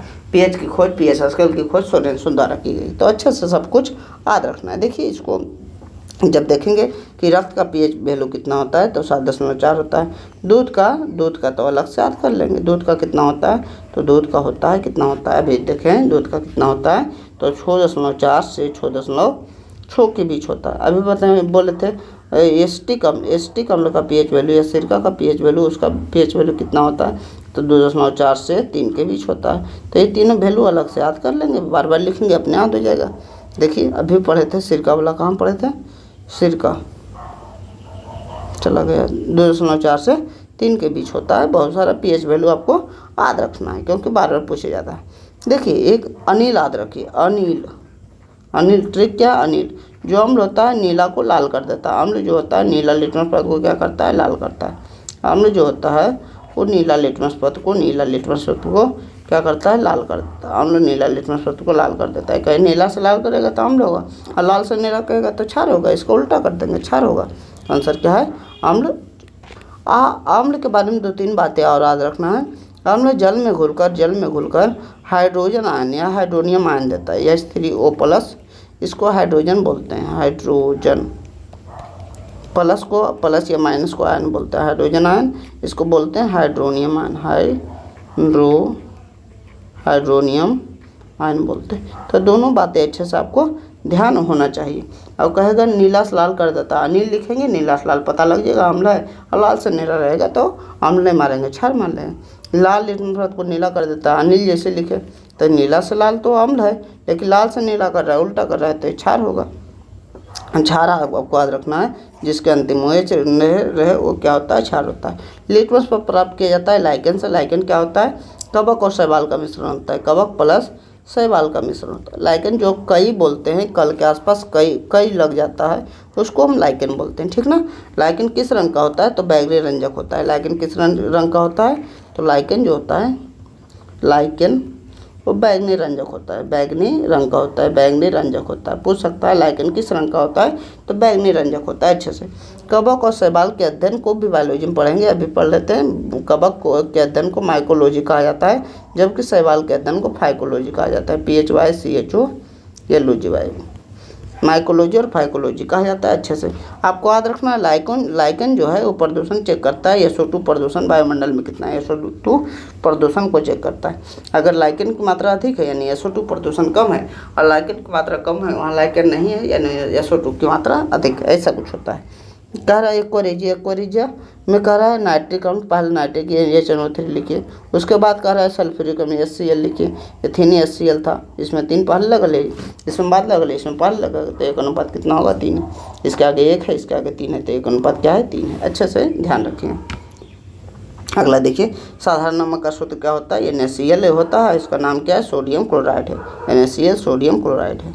कैसे बनता है तो आपको बताए थे, अम्ल और क्षार की अभिक्रिया से लवण और जल बनता है। इसका प्लस इसका माइनस मिलेगा तो NaCl बनेगा, और H2O, इसको उदासीनीकरण अभिक्रिया भी कहते हैं। इसको अम्ल बना, अम्ल मिला और क्या मिला, क्षार मिला, क्या बना, लवण मिला, और क्या मिला, जल मिला, तो इसको क्या कहते हैं, इसको कहते हैं उदासीनीकरण अभिक्रिया, उदासीनीकरण अभिक्रिया भी कहते हैं। ब्लीचिंग पाउडर का सूत्र क्या होता है, अभी बताए थे। ब्लीचिंग पाउडर CaOH2 और प्लस CO2 से अभिक्रिया, CO2 नहीं, क्लोरीन गैस प्रवाहित की जाती है। जब क्लोरीन गैस प्रवाहित की जाती है तो CaOCl2 बनता है, जिसे ब्लीचिंग पाउडर कहा जाता है। इसे कपड़ा साफ करने में या दाग धब्बा को हटाने में यूज किया जाता है, या कीटनाशक के रूप में नालियार में जो कीड़ा हो जाता है उसमें ब्लीचिंग पाउडर को डाला जाता है। तो अच्छे से आपको ध्यान रखना है। ब्लीचिंग पाउडर क्लोरीन की तरफ गंध आती है, क्योंकि इसमें क्लोरीन है इसलिए क्लोरीन की तरफ गंध आती है। जिप्सम CaSO4 बताएं 2H2O। इसको जब गर्म करते हैं कितना डिग्री पर, C पर, 100 डिग्री C पर या 373 केल्विन पर, इस पर गर्म करते हैं तो CaSO4 हाफ H2O होल बन जाता है। इसको जिप्सम कहते हैं, जिप्सम। और जिप्सम को गर्म करने पर POP बनता है, जिसे प्लास्टर ऑफ पेरिस कहते हैं। पेरिस, इसका नाम प्लास्टर ऑफ पेरिस क्यों पड़ा, क्योंकि फ्रांस की राजधानी पेरिस में इसका खोज किया गया था। ग्लोबल साल्ट का सूत्र क्या होता है, ग्लोबल साल्ट का सूत्र Na2SO4 सोडियम सल्फेट टेनहाइड्रेट, H2 क्या है, सोडियम सल्फेट टेनहाइड्रेट। देखिए कंफ्यूज नहीं होइए, बार बार कहते हैं, जब कंफ्यूजन आए तो उसको लिख लीजिए बार बार। क्या है, एक तो ग्लोबल साल्ट है, यहाँ ग्लोबल साल्ट है, ग्लोबल साल्ट क्या है, ग्लोबल साल्ट है Na2SO4 इंटू 10Na2। एक ऐसा है पढ़े थे बेकिंग सोडा, उसको लिखिए बार बार, अपने पता लग जाएगा। बेकिंग सोडा का फॉर्मूला था Na2CO3 इंटू 10Na2। देखिए SO4 रहेगा ग्लोबल साल्ट कह देंगे, और CO3 रहेगा तो बेकिंग सोडा कह देंगे। अच्छे से आप लोग पता है। नीला तोता, देखिएगा एक क्वेश्चन अच्छे से समझ लीजिएगा, बहुत ही इंपॉर्टेंट क्वेश्चन है, बहुत बार आता है और सभी लोग गलती करते हैं। बहुत आसान है, देखिए याद करा देते हैं हम। एक तो होता है नीला तोता, एक होता है हरा तोता, एक होता है उजला तोता। तीनों का फॉर्मूला अच्छे से समझिएगा, याद हो जाएगा। एक होता है CuSO4, एक होता है FeSO4, एक होता है ZnSO4। कैसे याद रहेगा? CuSO4, FeSO4, ZnSO4 तीनों तो किसी का फॉर्मूला होता है, किसका कौन होता है ये नहीं पता है। तो इसका नीला का अंग्रेजी कीजिए ब्लू, और कहें एक होता है CuSO4, एक होता है ZnSO4, एक होता है FeSO4, यही होता है। तो कहें नीला, ब्लू जो है बी जो है सी के आसपास है, तो इसका CuSO4 होगा। इसका क्या होगा? इसका अंग्रेजी कीजिए ग्रीन, जी जो है एफ के आसपास है, तो ये होगा FeSO4। और जो वाइट जो है जेड के आसपास है, तो ये होगा ZnSO4। जेड सबसे बड़ा अंक जो है, जेड ABCD में जेड सबसे अंत में आता है, तो इसमें याद रखिएगा 7A2 होता है, जबकि दोनों में 5A2 होता है। दोनों में कितना होता है? 5A2। क्वेश्चन कैसे पूछा जाता है समझिए। कहेगा जो कॉपर सल्फेट है, इसका रंग कैसा होता है? तो नीला है। फेरस सल्फेट का रंग कैसा होता है? हरा। FeSO4 कहेगा FeSO4 क्रिस्टल का रंग कैसा होता है? तो FeSO4 जैसे आएगा, तो F का मतलब एक नीला होता था, एक हरा होता था, उजला होता है। हरा मतलब ग्रीन के पास है, तो इसका क्या होगा? हरा होगा। तो इस प्रकार का भी क्वेश्चन अच्छे से आपसे पूछा जाता है, तो पूरे अच्छे से याद कर लीजिएगा। का नीला होता आप फॉर्मूला बता सकते हैं, CuSO4 इंटू 5A2। 7 किस में होता है? ZnSO4 में होता है। हरा का शेष आ गया, हरा का मतलब Fe वाला है, FeSO4 इंटू 7A2। सफ़ेद का शेष भी आ गया इसमें, ZnSO4। वाइट वाला है तो Zn के पास है SO4 इंटू इसमें बताए थे 7A2। ये है 5A2, वही है, देख लेते हैं। यहाँ थोड़ा मिस्टेक हो गया। क्या मिस्टेक हुआ?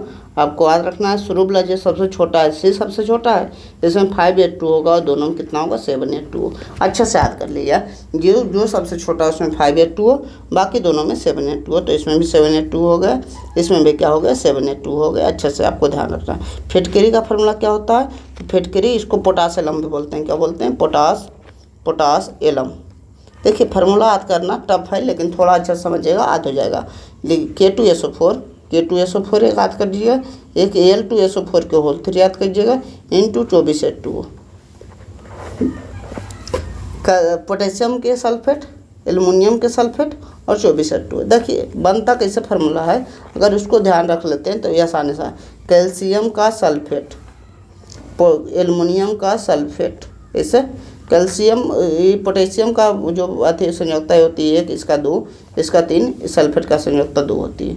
उसके बाद देखिए इसको इससे तिरछा गुना किया जाता है, तो K2SO4 हो गया, एक से गुना नहीं होगा, तो Al2 SO4 होल 3 A3 इधर चल गया, तो SO4 के होल 3 इंटू 24A2। अच्छा से आसानी से 2-3 बार लिखिएगा, याद हो जाएगा। इसका प्रयोग जो होता है रक्तस्राव को रोकने के लिए, स्कंदन के लिए किया जाता है। क्योंकि देखिए दाढ़ी बनाते थे पहले, मान लीजिए आप दाढ़ी बनाते थे तो उसमें फिटकरी लगा दिया जाता था, क्योंकि जो अगर गलती से कटर लग गया, खून बह रहा है, तो उस खून को रोका जा सके। सफ़ेद सोना किसे कहा जाता है? तो प्लेटिनम को सफ़ेद सोना कहा जाता है। प्लेटिनम को क्या कहा जाता है? सफ़ेद सोना कहा जाता है। एडम उत्प्रेरक भी कहा जाता है। इसको क्या कहते हैं? एडम उत्प्रेरक भी कहा जाता है। उत्प्रेरक क्या होता है? वह पदार्थ जो अभिक्रिया में भाग नहीं ले, अभिक्रिया में जो भाग नहीं ले, लेकिन अभिक्रिया की अभिक्रिया की गति को बढ़ा या घटा दे, उसको क्या कहते हैं? उसको सफ़ेद सोना कहते हैं, व्हाइट गोल्ड कहा जाता है। अगला देखिए, बिन बुझा हुआ चूना। अगर बुझा कहेगा, बुझा अपने पानी वाला रहेगा, बुझा किससे? बोझा चूना यानी पानी उसमें रहेगा, बुझेगा तो पानी रहेगा, CaO2 जिसमें पानी है, और CAO जो है बिन बोझा चूना है, बिना बोझा चूना है, बिना बोझा चूना। इसका जो फार्मूला है, इसका फार्मूला देख लीजिए। CAO जो है, CAO बिना बोझा चूना है। इसको कली चूना भी कहते हैं, कली चूना भी कहते हैं। इसको चूना जल कहते हैं। इसको क्या कहते हैं? चूना जल कहते हैं। चूना जल है तो H2O वाला फिर ध्यान आ जाएगा, आसानी से आपको याद हो जाएगा। देखिए CaO प्लस अगर H2O मिलाते हैं तो CaCO3 बनता है। इसमें बहुत CaOH2 बनता है। इसमें बहुत अधिक मात्रा में ऊष्मा निकलती है। और ऊष्मा निकलने वाले अभिक्रिया को बताए थे शुरू में, ऊष्माक्षेपी अभिक्रिया कहते हैं। क्या कहते हैं? ऊष्माक्षेपी अभिक्रिया कहते हैं। अगर अच्छे से क्वेश्चन पढ़ रहे हैं तो आपको बहुत ही अच्छा लग रहा होगा। देखिए 100 क्वेश्चन 25 फिर ख़त्म हो गए। अब 10 इससे जो भी पढ़े हैं उसमें 10 क्वेश्चन अभी हम क्वेश्चन करते हैं ताकि पता लगे हमारा कितना अच्छे से तैयार हुआ है।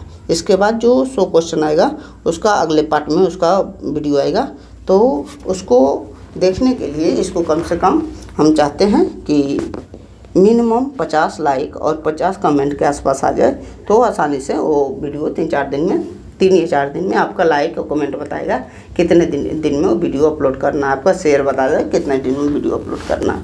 हो सकता है सप्ताह भी लग जाए। आपका लाइक शेयर कमेंट अगर ज़्यादा आएगा तो हो सकता है 2-3 दिन में भी आ जाए।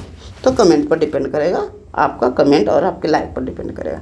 कह रहा है नींबू और संतरे में कौन सा अम्ल पाया जाता है? तो नींबू संतरे में सिट्रिक अम्ल पाया जाता है। कौन सा अम्ल पाया जाता है? सिट्रिक अम्ल पाया जाता है। अगला देखिए, इमली और अंगूर में कौन सा अम्ल पाया जाता है? टार्टरिक अम्ल पाया जाता है। इमली और अंगूर में कौन सा? टार्टरिक अम्ल पाया जाता है। सिरका का pH मान कितना होता है? तो 2.4 से 3 के बीच होता है। आप रटे थे। कह रहा है पेट की अम्लता दूर करने के लिए किस क्षारक का प्रयोग किया जाता है? मिल्क ऑफ मेडिसिन MgOH2, जिसका pH वैल्यू 10 के आसपास हम बता रहे हैं बार। अम्ल जो होता है, अम्ल नीले लिटमस पथ को लाल कर देता है। तो अनिल जो है ये नीला को लाल कर दिए, अगर मतलब यह क्या है? अम्ल है। अम्ल राज्य में सांद्र क्या है? सांद्र नाइट्रिक अम्ल है। नाइट्रिक अम्ल HNO3 है और सल्फ्यूरिक क्या है? हाइड्रोक्लोरिक अम्ल HCl है। तो इसमें 3 लग जाता है।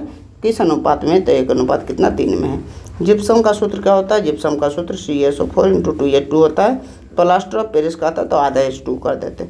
हरा कशिश क्या होता है? हरा जिसे कहा ग्रीन का मतलब एक साथ CuSO4, एक होता है FeSO4, एक होता है ZnSO4। तो हरा कशिश है, हरा मैंने FeSO4 इंटू कितना हुआ? तो इसमें 5H2 याद रखना है, सबसे छोटा वाला, बाकी दोनों में 7H2, तो ये 7H2 हुआ। फिटकरी का सूत्र क्या था? फिटकरी का सूत्र बताए थे, पोटेशियम का सल्फेट है और एल्युमिनियम का सल्फेट है। K2SO4 था, Al2SO4 का होल 3 था इंटू 24H2। इसमें कितना जल था? तो 24H2 हमेशा आपको याद रखना है। जो कह रहा है व्हाइट सोना किसे कहा जाता है? एक को देखे थे फुल्स गोल्ड, फुल्स मूर्खों का सोना, गोल्ड। इसको किसको कहा जाता था? फुल्स गोल्ड को क्या कहा जाता था? तो FeS2 क्या है? फेरस सल्फाइड को फुल्स गोल्ड कहा जाता है। एक रोल गोल्ड पढ़े थे, रोल गोल्ड। उसमें क्या था? वो 2 चीज़ का मिश्रण था, वो तांबा और कितना एल्युमिनियम का मिश्रण था। 90% तांबा था और 10% एल्युमिनियम था। सफ़ेद सोना जिसे कहा जाता है वो प्लेटिनम है। एक से साथ पूरा 100 क्वेश्चन खत्म हुआ। इसके बाद पूरा 100 क्वेश्चन देख सकते हैं। वो भी 100 क्वेश्चन NTPC ALP 12 में पूछा गया है। अगर इन 100 क्वेश्चन पर आपका लाइक और कमेंट बता देगा कि वो वीडियो कब आएगा, और आप अगर कमेंट कीजिएगा तो बायोलॉजी का वीडियो, फिजिक्स का न्यूमेरिकल का वीडियो, फिजिक्स का कॉन्सेप्ट का वीडियो, ये लगभग आपको 1 सप्ताह में आ सकता है। अगर इस वीडियो को अधिक से अधिक आप शेयर कीजिएगा, लाइक कीजिएगा तो। Thank you so much for watching this video.